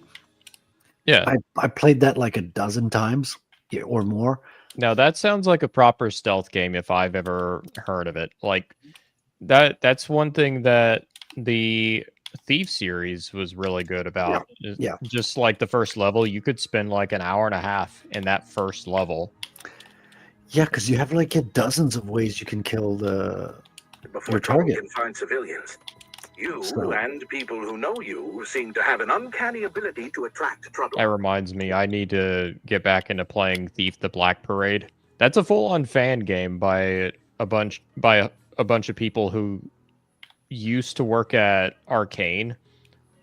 That's like whenever I play it, I'm like, this doesn't feel like a fan game. It feels like an official sequel. It's Nice. that good. Nice. So what is it? A fan game of the game Thief, or It's like supposed to be with a different character, but it's in the same setting as the Thief trilogy. So it's like you get Thief levels and you get an actual story with it too. It's just it doesn't have Garrett as the main thief, and I'm kind of glad it doesn't. Because Plain and simple, Garrett. yeah, Garrett pretty much has like a complete story in the Thief trilogy, so it makes sense to have a different character. I didn't realize Thief was a trilogy. I just thought it was a one and done. No, it's a trilogy. You've got Thief, Ah. Thief the Dark Project, Thief 2 the Metal Age, and then Thief Deadly Shadows. All of them are good No, games. we're talking two different games. There's an actual game just called Thief. The other ones are different. You mean the remake? Yeah. Yeah, that was the one's one I garbage. played. Yeah, that one sucked. Yeah. And I don't know if That Hitman's one the was proper. boring. I couldn't finish it. I don't know if the Hitman's a proper stealth game. I know Billy says it's not, because a lot of it is stealing uniforms to access locations. So you want to get like a guard's uniform, and you can walk around the event everywhere, and you don't get asked questions. So a lot of the times you're right in front of everybody. It's I would just still argue that's a stealth game. It's just a different type of stealth game. yeah. That's the thing, is you're still not getting detected, but you're using a disguise instead of using a bush to hide in. It's more of a social stealth game Yes. than like hiding in the shadows. Yeah, and it's got some good social dynamics. Like a lot of the NPCs are voiced dialogue, and you pick up a lot of clues about the level and your target just by over-listening to conversations all the time, which is a really nice way to gather info, right? I'll And, tell you about a stealth game I think is just really overrated in general, and that's pretty much the entire Dishonored franchise. And I'll tell you one big reason why I think it's not nearly as good as people say. The stealthy way to play is not the fun way to play. The fun way to play is to be murder hobo. Yeah, well, you can't do that in Hitman because everyone turns on you instantly. Yeah, in a good stealth game, combat is bad. I never That's played the just the way it second. works. I never played the second Dishonored game because the first one was too easy to beat on the hardest difficulty. That's the thing. It's The like, hard why do part you on want to stealth Dishonored- around in Dishonored when it's so easy just to murder everyone in sight? But here's the thing, that's the hard part on Dishonored, because it is so easy to kill everyone. Try doing a non-kill playthrough. That's what I did though. Like I mastered the stealth that on the last level I stealthed the entire thing in one try in under 10 minutes. And that's I just feel because bad for by you. That's like the worst way to play the game. and that's just because they give you so much tools. You get my dog barking. They give you so much damn tools. You can literally just start teleporting. I almost felt like I teleported through the entire last level. Let's put it that way. Okay, who's Thanks, zapping their Obama. dog? What was that, Theo? I said, hey, who's zapping their dog? Damn it, Passan. Yeah, I told Hassan you. broke into my room and he's trying to put collars on my dog. He got one of them. Yeah, Oh, whoever let's is the first to them put a challenge collar your on dog. Hassan will get a That'd be funny. nice reward. Oh no, dude, you're big guy. If he ever wanted to, probably bite someone.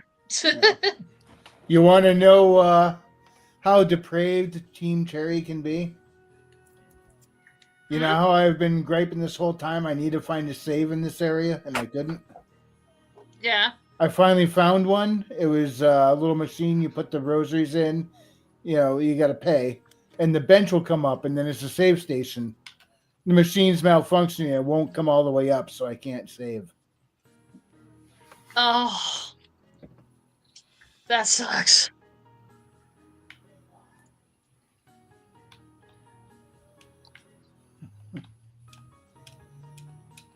I don't even know how I died there. Oh, look what I found. Oh, that's a lot of spikes. Yeah, I'm not sure. I'm glad I found it. Oh, you can't swing on those chains? That actually chain swinging. Just a swing in. I don't think you're supposed to be there. Just Like a if swing. the floor is made of big spikes, it's probably somewhere you don't want to be.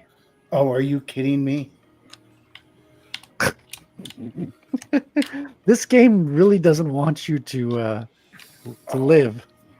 No, this game hates the players. It really does. It looks that way, man. Well, that's how those games are. Like a lot of them, anyways, right? I'm not sure I want to play that game. I mean, it can't be any worse than Super Meat Boy. Oh, is that Super Meat Boy that way as well? Oh yeah. Just look up gameplay one day. You're like, damn. Well, let's put it this way: even like the world record speed runs are like players are still dying like an average of like 40 times a run or something like that. At least it's not as bad as freaking Kahuna's Jump King. Oh, Jump King is designed to. Yeah, Like- it's meant to be that kind of game. A lot of people are pissed off about this game because this has that same kind of. Everything is designed to kill you all the time. It doesn't really give you much of a breathing room at all. Mhm. I've heard that And it's been Silksong is a compared to game people both love and hate at the same time. Oh yeah, I get it. I mean, people have compared this game to Jump King as far as how it's designed to screw you over.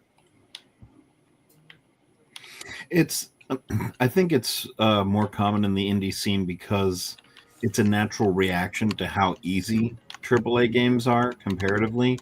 Like these generations didn't have like ghosts and goblins growing up. So, you know, when you finally have a game that's challenging, it's real fucking challenging. Uh-huh. What's I'm funny like the is one guy. Oh, go ahead, Maji. No, you're good. Sorry, I have a slight delay for anybody who doesn't know me. But no, one thing I find interesting is a lot of kids today can't beat our old games because they can't recognize the patterns and the stuff like that. So a lot of those old platformer games and stuff, they cannot physically play them. Well, to be fair, a lot of the games of our day, we couldn't beat them either. Well, I it never was- beat Ghost and Goblins, a lot of them were iterated on from arcade games, Mhm. and Yeah, those which were were designed designed to for you be to go quarter at it munchers. again and Yeah, again yeah. and again. Yeah. take And then you have the blockbuster games. So like Aladdin, The Lion King, some of those harder ones like that was because Disney got with Blockbuster and they found out after a certain level if they make it difficult, then people will rent the games longer because they want to beat it.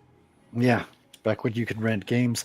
Aladdin was a great game on the Genesis. The animation was like drawn by Disney animators. Like it was the Night, smoothest Christy.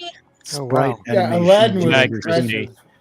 And you didn't even have Good night, that on Christy. the good night, Chrissy. You didn't even have that on the Super Nintendo. Like the Genesis version was the one with the fluid animation. For some reason, I think it's the same thing with the Lion King game as well. Mm-hmm. It's got some beautiful animated sequences with the character sprites. But yeah, I remember Aladdin was the most beautiful game I played at Yeah. the time. It was so fluid in its animation; it was unreal.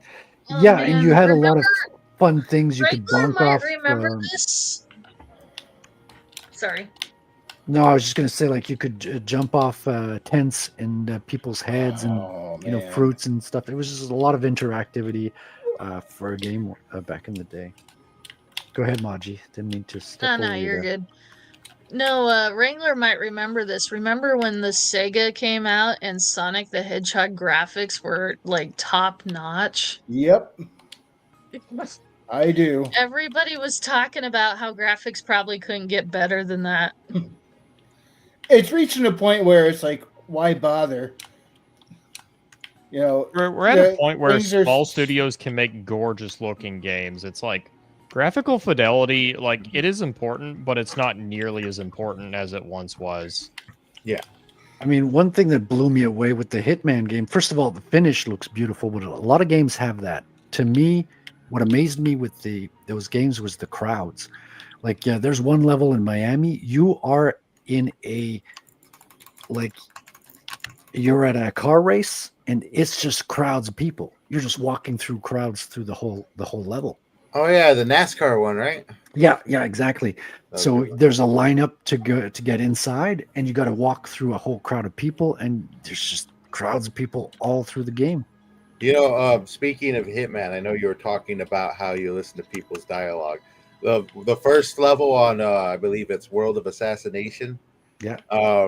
One of the first pieces of dialogue you hear is a mother complaining to her son that he spends too much time, essentially playing with his with his Warhammer toys. I was gonna guess penis.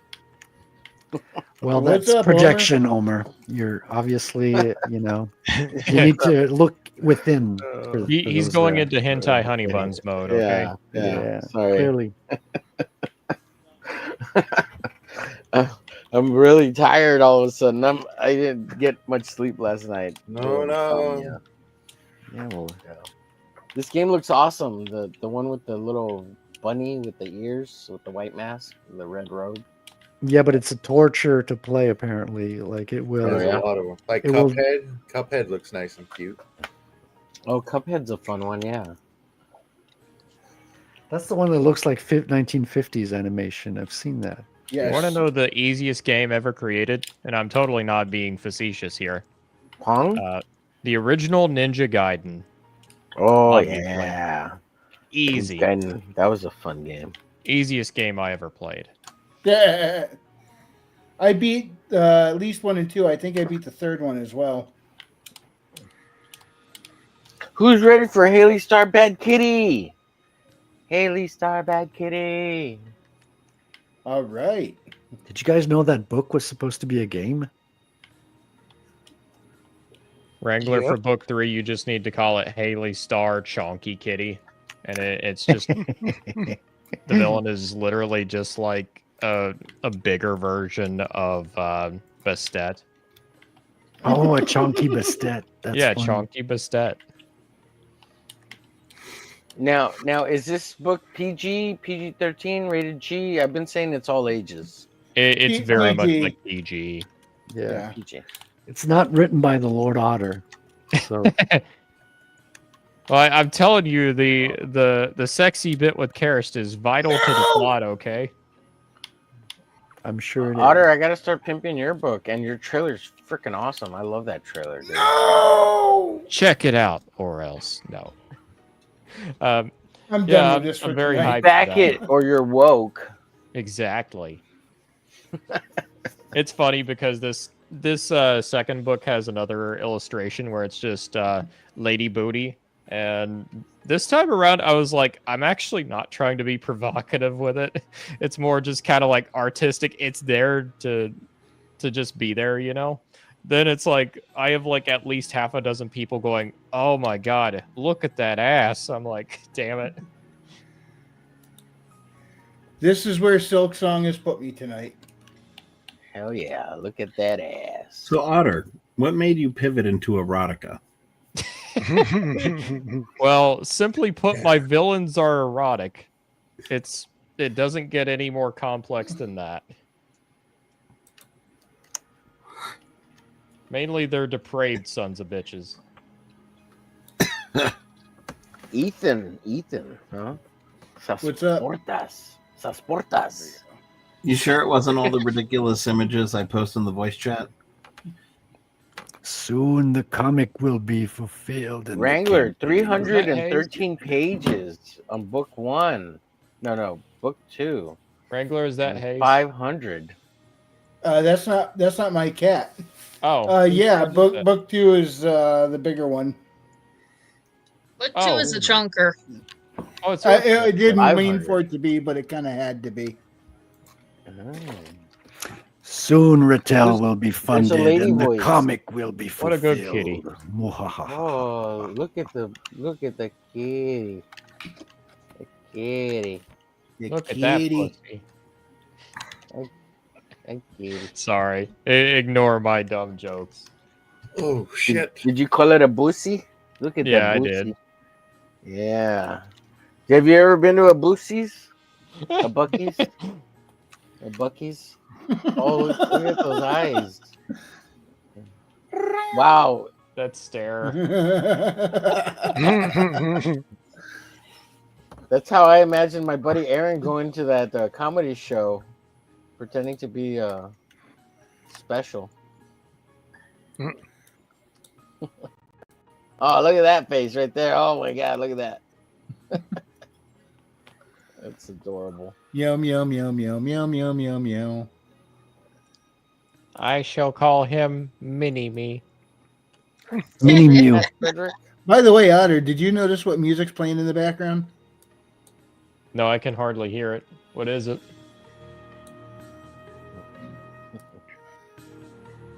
Can you hear it now? How old is that cat, Fred? Barely. I don't know because I got her as a from Oh, I hear it now. another couple. So I think she's about maybe 10 to 12 years old. Is that It's from like- Metroid Dread? Nope, that one is from Metroid Prime 2. Oh, okay.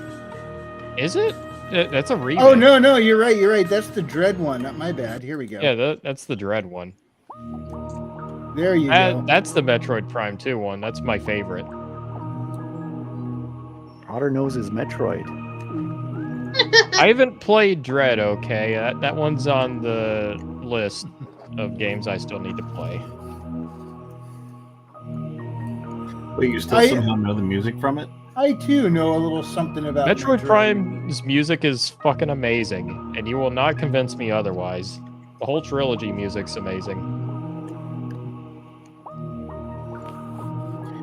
I'm not saying it's not. I'm just like, wait, you haven't played this other Metroid game, but you instantly knew that song was from it. Yeah, here's the thing. Metroid is like, it's like my jam, okay? It is dark, gritty, sci-fi, like very much inspired by Alien. Also, it has a hot chick that you can play. What's not to like? Also, she blows up like 3 or 4 planets throughout all the games. Yeah, I want to see Samus infiltrate Unicron. Blow that planet up, please. She would single-handedly destroy him. Oh, speaking of Death Battles, they have Unicron versus Thanos. You mean Galactus?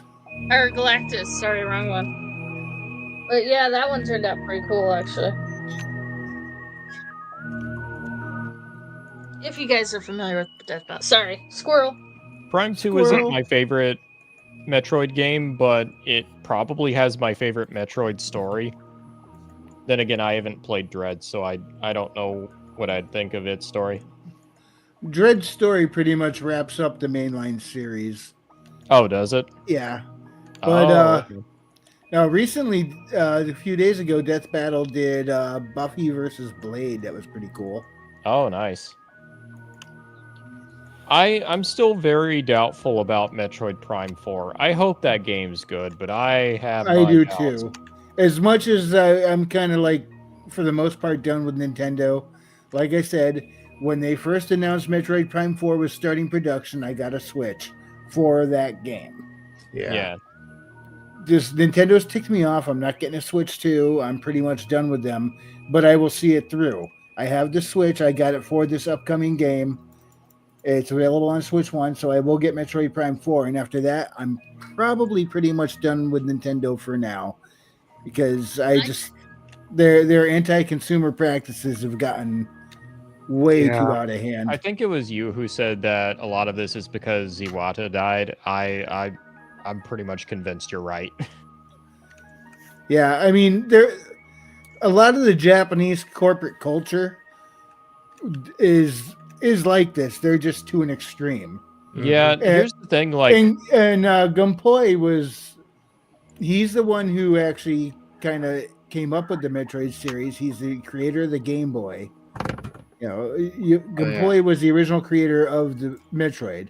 Makoto Kano created Samus, but Gunpei created the series. You got like, and he left because they wanted him to become president, and he said, "No, he's leaving because Nintendo just isn't the same company it was when I originally came here. It's not the same anymore." And unfortunately, shortly after he left, he died in a freak car accident. No, it wasn't a hit job. He was in a wreck, and when he got out to check on something, another car came over and hit him. Oh my god! Oh wow! Yeah, if I remember, it's been a couple literally years since sounds like a hit job. Yeah. Or a freak accident. Was the but car there's shaped like like a couple of blue shell? factors why Nintendo right now is in a bind just from bad business practices. Iwata is one of them. Why am I blanking on his name? He was like the former kind of like head of like Nintendo of America. He was like really Jesse cool. Fils-Aimé? Yeah, he was super cool. Yep. He's the one who insisted that Wii Sports be like included for free. Yeah, as a pack-in title. Yeah, but what a unfortunately, fortunately, Iwata wanted to bring back some of Gunpei's old philosophy, which is something he nicknamed, sideways thinking and blue ocean. The sideways thinking means sideways thinking, and the direct translation is with withered technology. I think the spirit of it, though, is with mature technology. He's saying, hey, let's take older stuff, do something cool and inventive with it. We don't have to be bigger and more powerful. Let's do something cool, inventive, and fun, so that way we could get a good game out there, and they don't have to pay through the nose for it. That was his philosophy. The being cheaper is what he called the blue ocean. The doing something creative with older tech is the sideways thinking. And the Switch, the first Switch one, that was Iwata got the ball rolling on that, and a lot of their game design philosophy is that doing that. Yeah. But like, unfortunately, he didn't live to see the launch of the Switch. I think one of the best examples of it being done well is Legend of Zelda. You have like even in the more inventive games, you still have a lot of the same basic formula being done, but they're always putting like cool new spins on it, or it's like they have similar characters but put in different situations, or it's like a new incarnation. Mm-hmm. Yeah. Well, when Gunpei came up with the Game & Watch, do you know how he did that? Where he was inspired? I think it was a bus ride into work, and he looked over and saw all these people using their calculators. He's like, what if I could turn that into a game? Oh. And That's the kind of stuff he did. That's, he's like, he looked at what was already there. He's like, how can we do more with it than anyone thought of before? Yeah, that's what I think as well. When you think of the Legend of Zelda, they used every bit of memory on the cartridge, right? Like every level, everything was jam packed. All the memory was filled up. Like even when you play the second world, it's just a rearranging of the first world. Well, also look at Twilight Princess. The animation for how old that game is phenomenal. I still think that game looks amazing, by the way. That's like a 20-year-old game at this point. I still think it looks amazing. Yeah, Zelda love the is art just style. awesome, though. I mean, take a look at this. Ain't no black protagonists in Nintendo games, boy.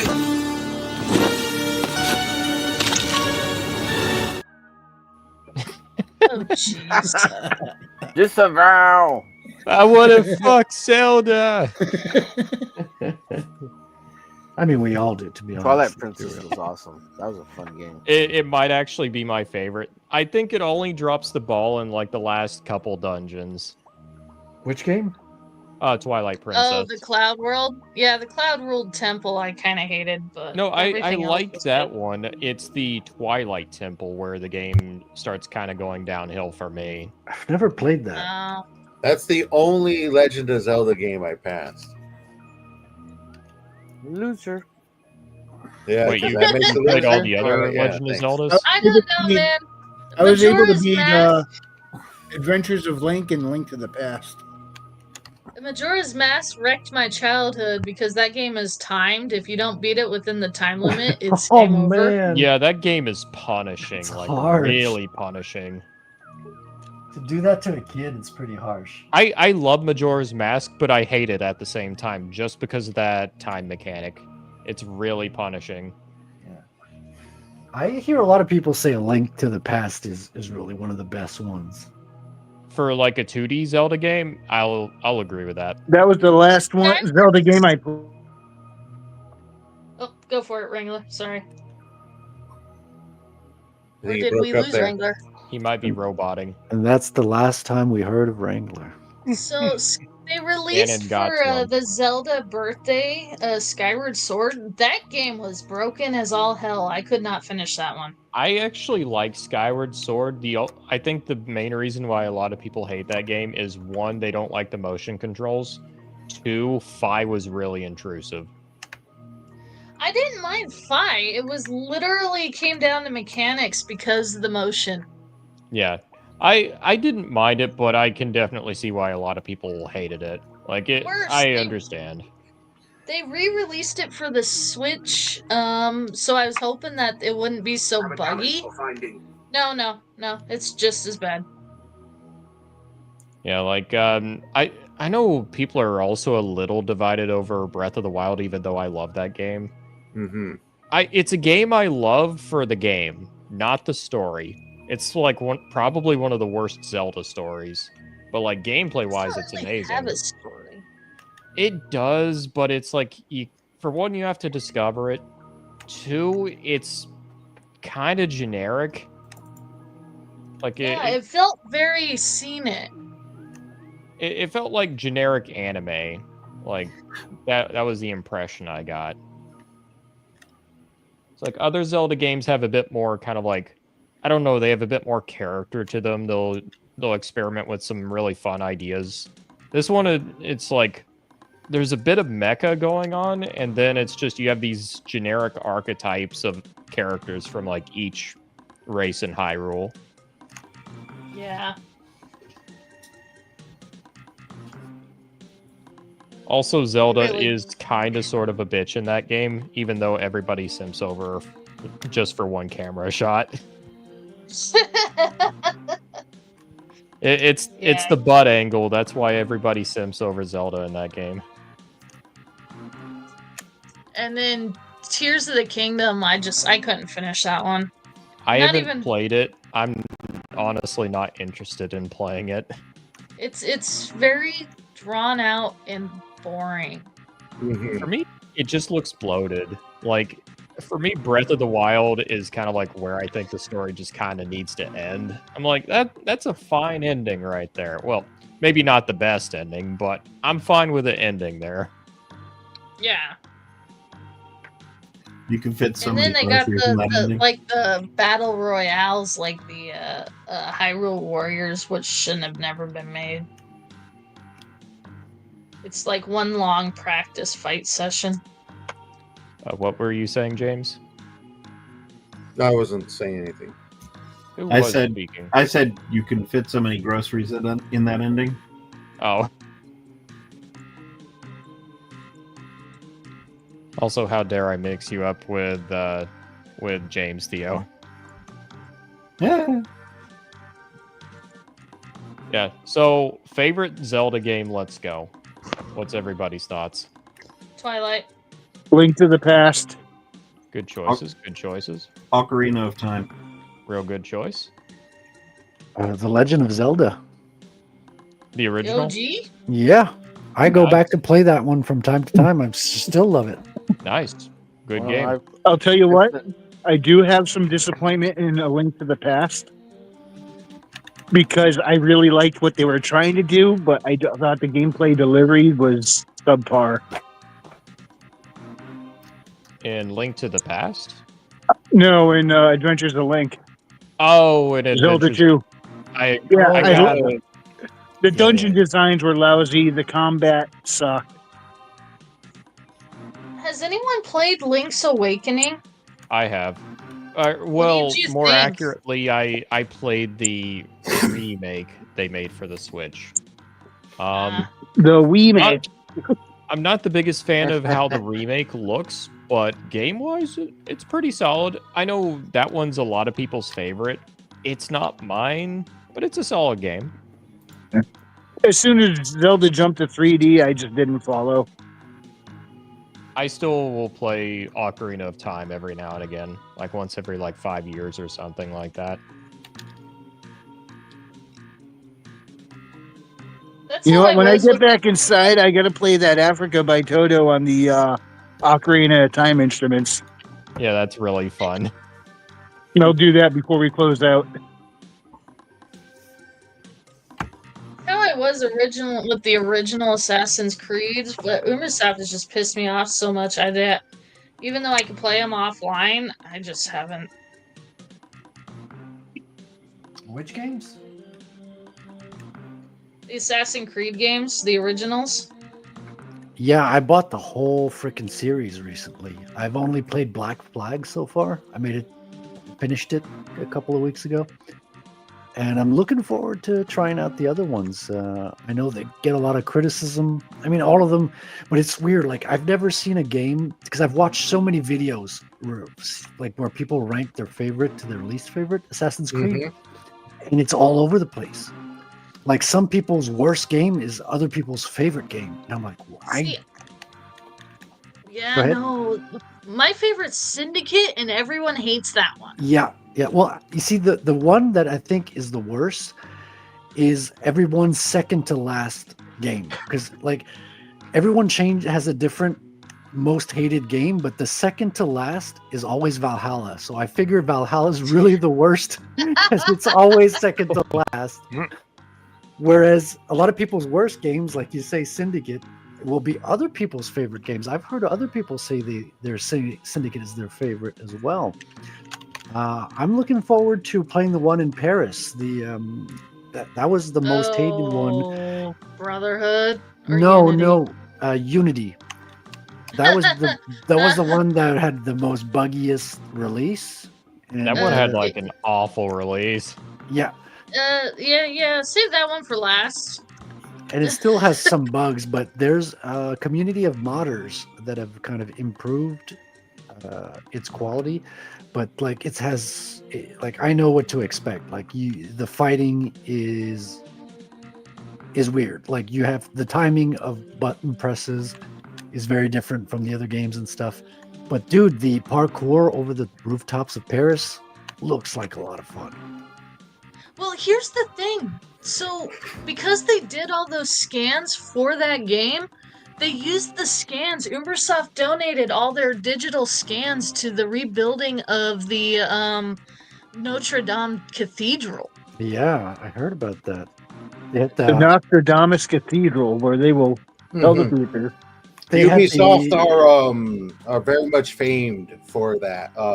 In both the Division games, which were massive failures in their own right, they were allotted by locals of both Washington, D.C. and New York City because every block was perfect. Let's put it that way. It was an exact replica. Yeah, people bitch on their games a lot, but the locations are sensational. Like they're just beautiful, gorgeous locations. A lot of Ubisoft games are like real missed potential because you can tell a lot of people work really hard at Ubisoft. It's just Ubisoft management is so incompetent. Half of that talent gets wasted. Well, now they're no longer in power. It's Vanguard. So it's called Vanguard. Tencent. Yeah, Tencent. Tencent. Tencent put in all the like as much money as the company was worth in investment, and they took all the IPs out of Ubisoft. So what's known as Ubisoft now is just a development company. All the IPs have been transferred over to Vanguard. Uh-oh. Yeah. Well, they just canceled. So they now own Prince of Persia. So they just canceled the. I don't know. I suppose so. They were working on a new Assassin's Creed game where you would fight against the KKK. Oh, And Vanguard was like, yeah, no, that's a stupid idea. Kind of like Shadows. You're not doing that. So they just like canceled that. I see it.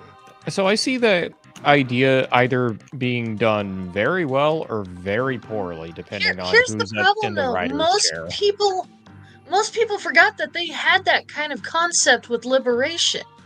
Liberation was a PSP Vita Assassin's Creed that they converted over to. Actually, I think it was Switch. Oh no, they converted it over to another console. But the story was very bland. It didn't go over very well, and the controls were so janky because it was originally made for the Vita. Yeah, but it did have like a mechanic, a role mechanic. So kind of like Hitman, you could switch your clothes and you'd go from assassin to like a lady that's well-dressed lady. And people would react differently to the role you were kind of put in. So they kind of like had that Hitman mechanic a little bit. Yeah, they gave that in Syndicate. They used that in Syndicate too.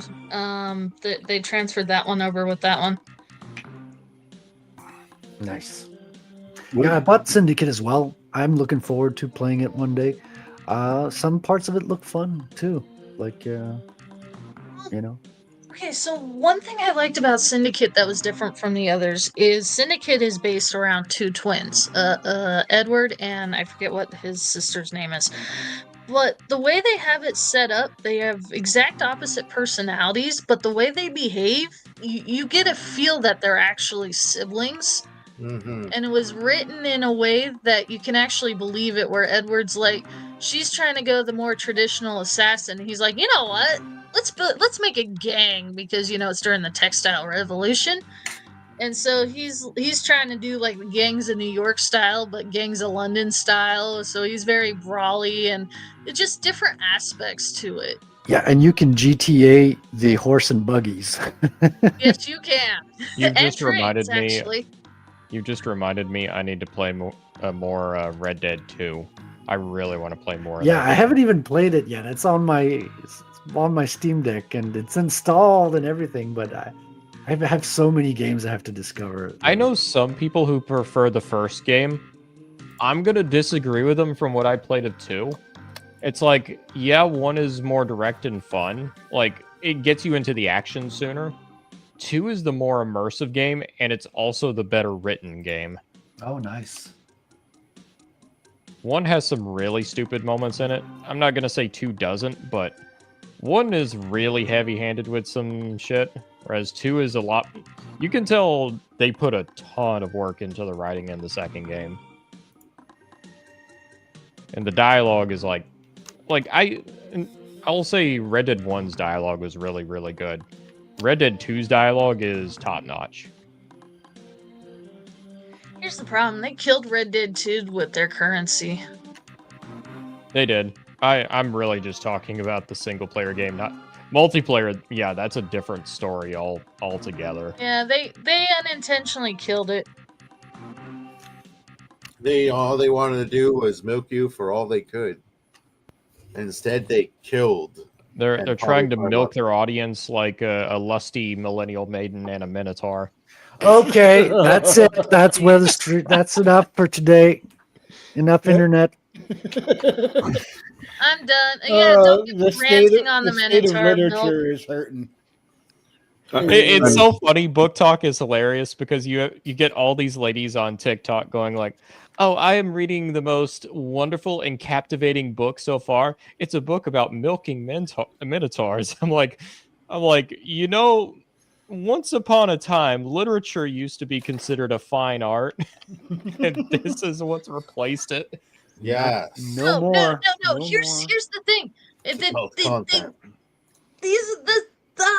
These books are written by the loneliest of furries in the grasp of desperation, realizing that they can never, ever, ever be a real furry.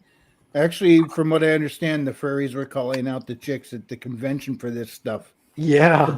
Whenever the furries are calling you out, you know shit is bad. Yeah. You've hit rock bottom. It's a desperation of loneliness. They take one of the most savagest beasts of mythological history of legend and turn him into a sex symbol. Well, they got bored with the vampires. Well, minotaurs were in lore very sexualized. Well, that's a lot of classical literature, but that was also kind of like a warning against like human libido. Exactly. They had a purpose. Yeah, they're like the satyrs weren't rapey because a bunch of like lonely like wine moms wanted to read a book about them. It's like no, it's like a literal warning. It's like, hey, this is the danger of like human libido, hubris, etc. Otter. Yeah. I need you to roll a D100 for me real quick. Oh God. Well, I do. I'd be happy to teach them a lesson so they can know what the Minotaur is about. Well, while you're rolling that, this over here, this is 11.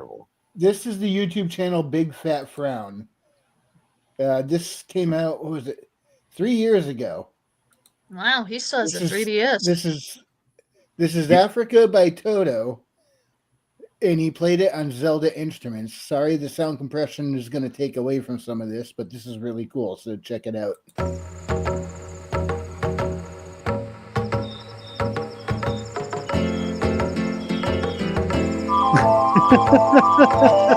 It's so good. Wow.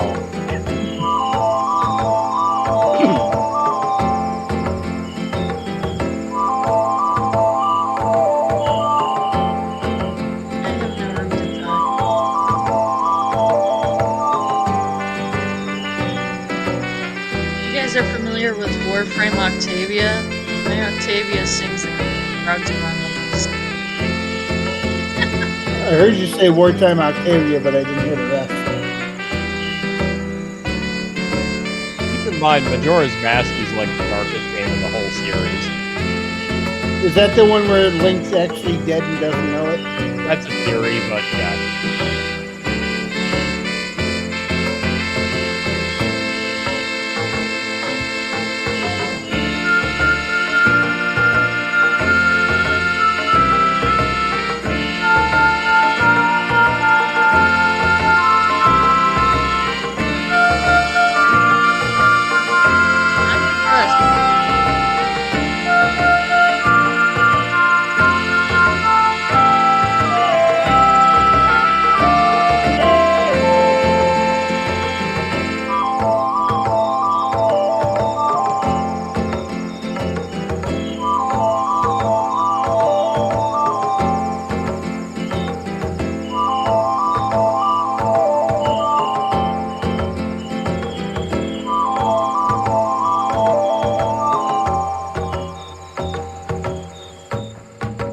I miss the rains down in Africa. That guy's probably an illegal. That's what they So, do when they get here. They don't contribute to anything. They just play Game Boy.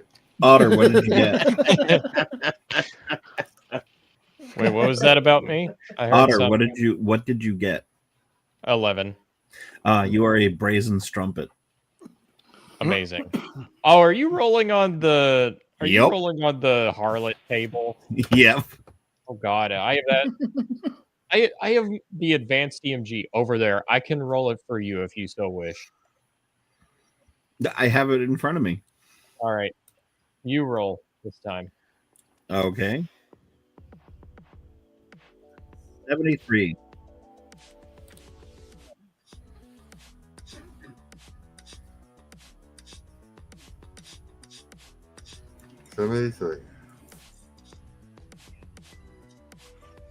I can tell you what it is. Tell me. I am apparently a wanton wench. Talk dirty to me. Okay. I'm not old enough for that conversation. Yeah, I'm almost 50 and I'm still not old enough. Yeah.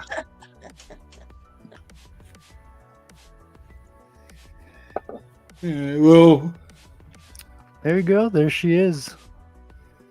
Oh, look at her. What a beaut. Yeah. Hey, She's- look. Corey Real Barton woman. approved. She is a real woman. Made in Russia. She's a real woman, and those are real. Yeah, she works hard I for her thought she money. was British. I thought she was made in British Canada. I mean, French Canada. British Canada. British Canada. You can tell what side of the country I live on. she was made in Russia with love. Indeed. Muchos. That's muchos. no Mama Bushka. Bababushka. Yeah. She does have a Baroness vibe. He does, yeah. Love the Baroness. The biggest crime they ever did was like to put her in a G.I. Joe movie and take away her Russian accent because it was too stereotypical. Yeah. That was like a crime against humanity. We need to find those people and put them against the wall. I mean, And, it's and they have to stay there till they learn Russian accents. They'll learn their G.I. lesson. Joe movie's relative obscurity is something of a punishment. It's not enough. Yeah. Oh, Well, Wrangler, it's about that wrap up time. it is, right? It is past It that is. wrap up time. Yeah. Now let's go another 2 hours. Come on, we can do it. We are over 2 hours. Another 2 hours. We'll all go ahead and buy and play Alan Wake together right now. I should start another drawing then. Let's play Power World. Fuck Nintendo. Oh, fuck Powell. I bet Frederick's just gonna draw the two-headed chick. I need to. Yeah, I was thinking about her today. I almost like I was like, okay, do I tackle her now or do I wait a little longer? And delay. Frederick Tackle just had women. one look at her, and he was awestruck. He's like, "That's the woman for me." Or It's women. an anatomical challenge, Otter. Oh, speaking of, congrats on getting on the Kentucky Reader Board, Frederick. The what? Congrats on getting on that reader board. What reader board? The one in You- Nashville. Yeah, you Oh didn't you yes. post Oh yeah, picture yeah. of that Okay, yeah, yeah. video? That was just out of the blue. That was my my guest from last week's show, Eric, also known as Whoa. Meme Brains on Twitter, and that's kind of his gig. He's managing that board in Nashville, and he was like, "Hey, send me some images, and I'll put your comic book up there." And I was like, "Here you go, my friend." And lo and Hey, wow, behold, I nice. got some video of the Rattel on the billboard. Everyone was pretty impressed. Not every comic book can be on a billboard, so Yeah, that was Oh, pretty awesome. Yeah. I looked at that. I'm like, that is so cool. And then my next thought was like, how do I do that? yeah. No, I mean, I didn't. About $8,000. I did Yeah, not I make looked any of it that up. happen, to be honest. That was all Eric's just volunteering his, because he had special access to it. Oh, yeah, I contacted a local advertising company. Hey, how much to get one of them boards? I'm like, oh, we'll talk later. You know? Yeah, it is pricey. Yeah. One thing I should have thought of is to put the web address on there. But at least it's out there. It's nice to be able to share that on Twitter. People got people's attention. I'll give you that. Yeah, and why don't we just show them what's out there? You ready? Ready? Is it Jewish space lasers? Oh There's yes. space lasers. Here we No, go. it's this. Thank you all so much for coming on tonight. I really appreciate it. I especially appreciate Frederick Gaumont. I'm just going to call him out tonight because, I don't know, I want to make everybody else jealous. And also, he's got a great name. Thanks for coming on, everybody. Frederick Guimont. Okay, that is actually a really cool scene. I really like that. That's cool. Damn. That looks really cool, Frederick. Frederick, what are you working on right now, man?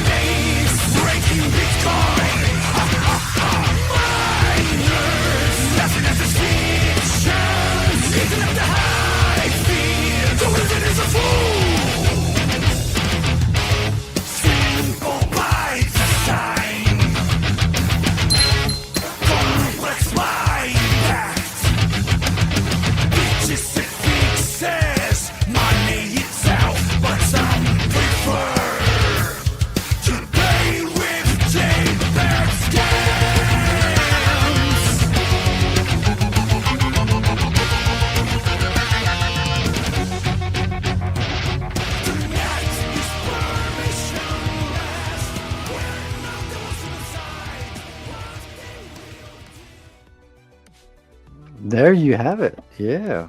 What a thing of beauty. It's great. I'm loving it. And I finished writing my first draft for the second issue yesterday, and I'm so thrilled. I'm gonna get back on it. Hell Part 2. Yeah, that's right. That's right. By the way- Spit on that thing. I do believe I have a link to your campaign in the description. Thank you. Appreciate that. Check it out, folks. I think you're gonna love it. It's a classic campy superhero story with modern cypherpunk hacker vibes as well. It's a good mix, a lot of fun, and it's good for all ages, you know. So do grab your copy while you can. Hey, Frederick, What's that? if you decide to make another trailer, just so you know, now you can actually guide what Imagine animates. I did have the prompt back then, but it like kind of ignored whatever you wrote in the prompt for some reason. So I could just basically pull the lever and hope that I get something that worked for it. Well, now it seems to be a lot better. Yeah, well, I'm planning. People have asked me to do another trailer that's more focused on the story, kind of selling the character and the story a little bit more. So I am going to get back on that. Hopefully this week. I've been putting it off for drawing hot babes. I'm telling you, man, my priestesses are really getting to them. It is. It's healthy. It lowers the blood pressure. You know, it's a good for humanity. So check out Rattel over on Fund My Comic.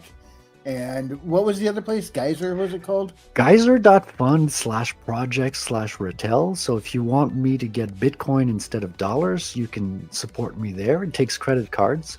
So you can either pay me in credit card or Bitcoin, and I will receive Bitcoin on that platform. And I got up to $1,000 worth of Bitcoin so far, as well as on Fund My Comic, I'm over 1,100.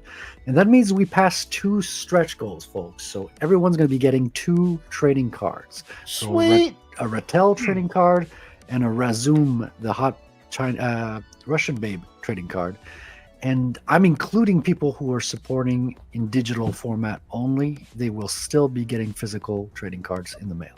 Nice. So if we hit another stretch goal, does that mean a third card will be included? Correct. Yeah, I have up to 8 cards. All right. I don't think we'll be getting those numbers with this initial campaign, but I've got as many cards as people can support. Sweet. I'm hoping we get the trucker in there, you know. Well, I would like to add that one in third. He wasn't super popular in the votes, but maybe I won't leave it up to a vote for the third one. We'll see. Because I know the Bitcoiners prefer the trucker as well. Huh. Well, that kind of makes sense. There's a bit of a history with your country and truck drivers, backbone of your country. That's when the country showed their backbone. They are the real heroes, after all. Yeah. James. Hail world. Right now I'm working on a short story. It's almost done. It's going to be done and released by the 15th because that's the date it's going live. It's looking really good. It's probably my shortest short story. Less than 2,000 words. Frighteningly so, but it's nice and it's very compact and thrill-inducing, if I do say so myself. I'm constantly surrounded by dogs. That's one of them scratching my door right now.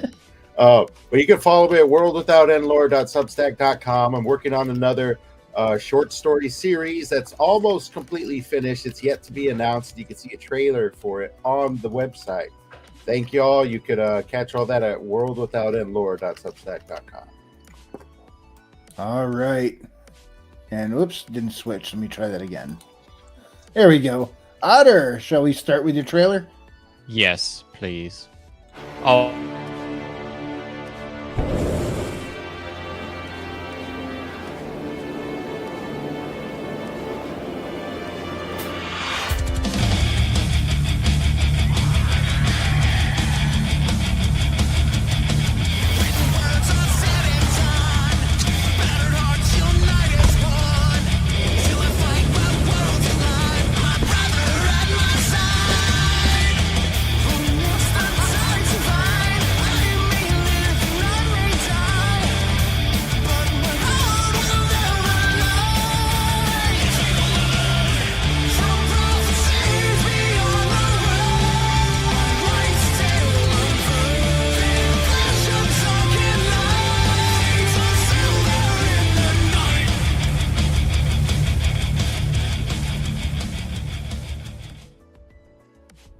Hi, I'm an otter.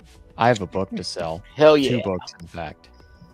One you can buy right now. That is The Curse of the Star Raids, the first chapter in the Steel and Stormbright saga.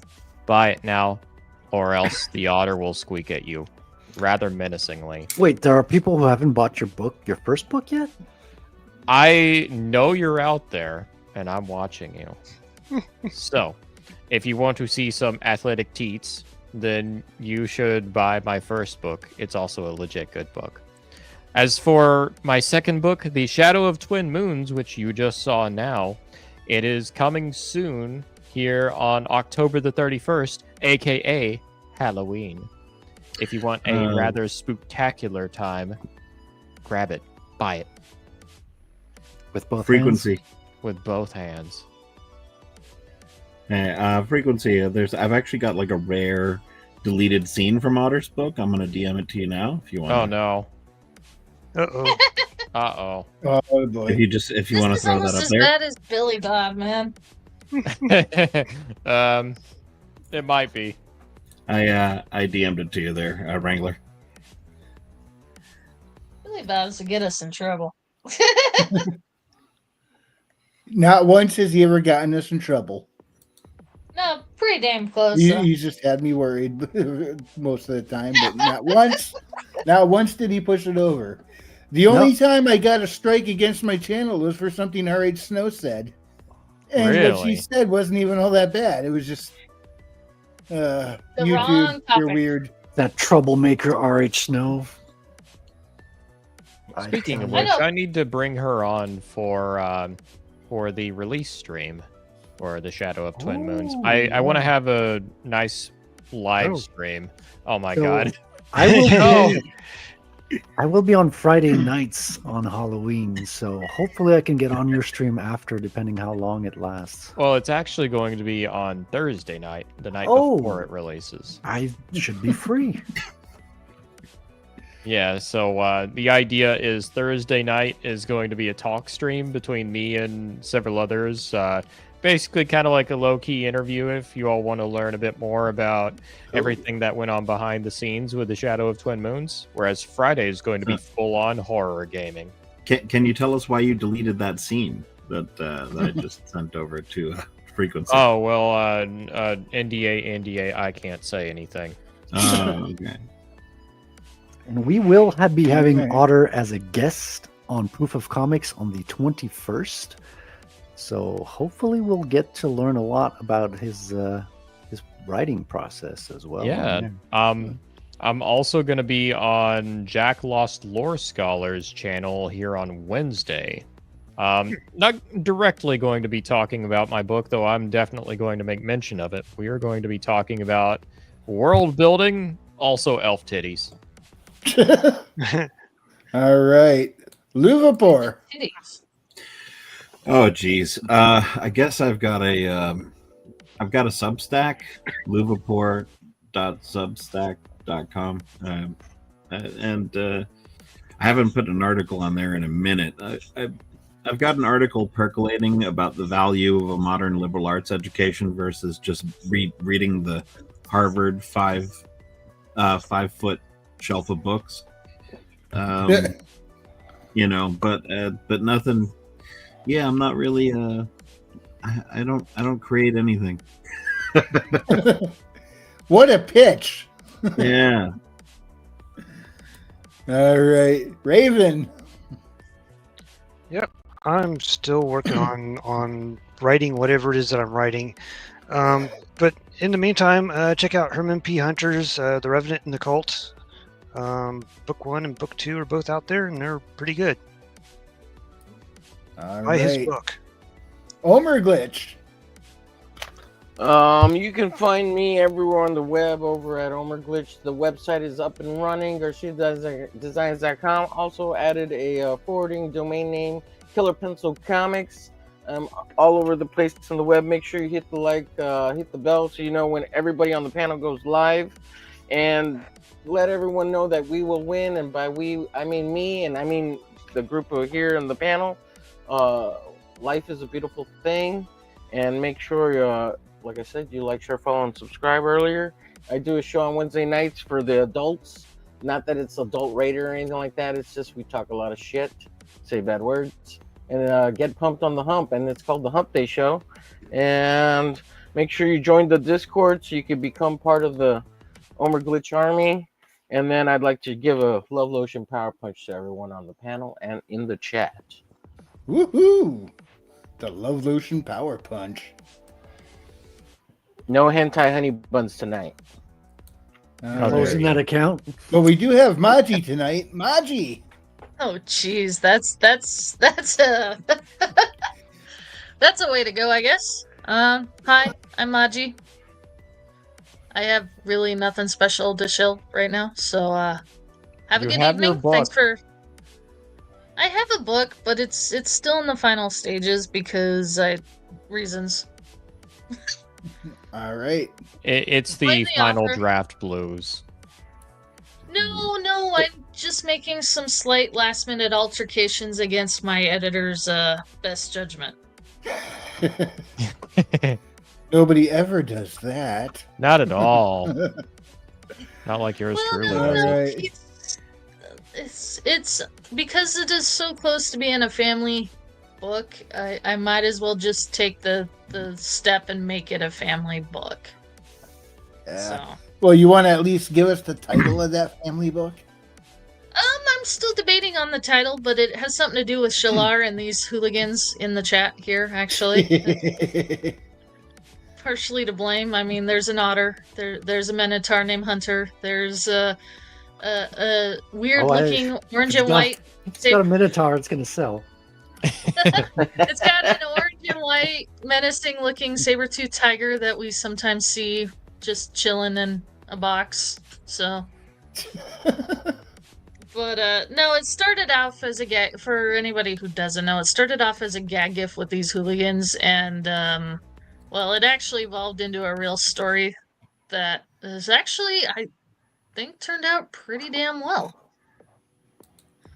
It's only taken a few years, but it's a full-on novel now, so it's gonna get done. We're in the final stages. It's in the final draft. I'm just making a couple last-minute changes, but yeah. We're getting there. Now I just need to get the ISBN, so. Sweet. Very nice. So close. Hey, Otto, you're still right at doing that those stage where Creative you're getting the Fridays? ISBNs. That means you're right there. All Yeah, right, yeah. everybody. Hey, look, an orange and white mini saber. Everybody check out Haley versus Chonky Kitty. Yeah, Haley, Elizabeth, and Sabrina. You check all three of them out in my books: Haley Star Bad Kitty and Bad Kitty Haley's World. Magic-fueled sci-fi adventures, fun for all ages. It's fun to read as an adult, and they're clean, so you can enjoy them with your kids too. And yeah, check out my Substack under Frequency Studios, and you can also find me under Frequency Studios at Twitter as well. Yeah. All right, everybody. Thank you so much for joining us and hanging out and just having a good time. And yeah, this stream was more of an arcade stream than anything else, kind of like last week was too. It was just, we've been doing games for a bit, but we do shift from thing to thing. Anyway, thank you all so much. And if you enjoyed this presentation, hit the like. And if you didn't, we appreciate you stopping by. We'll see you next time. And God bless. Bye. Remember to milk your minotaurs. It's not just good kingdom management, it's the law. Good Oh, night, hell my no. dear Minotaur milkers. No. We're not milking minotaurs. Squeak, squeak. Jewish space laser. Damn it. Have a good night, everybody. Good Sweet. night. Night. Good night.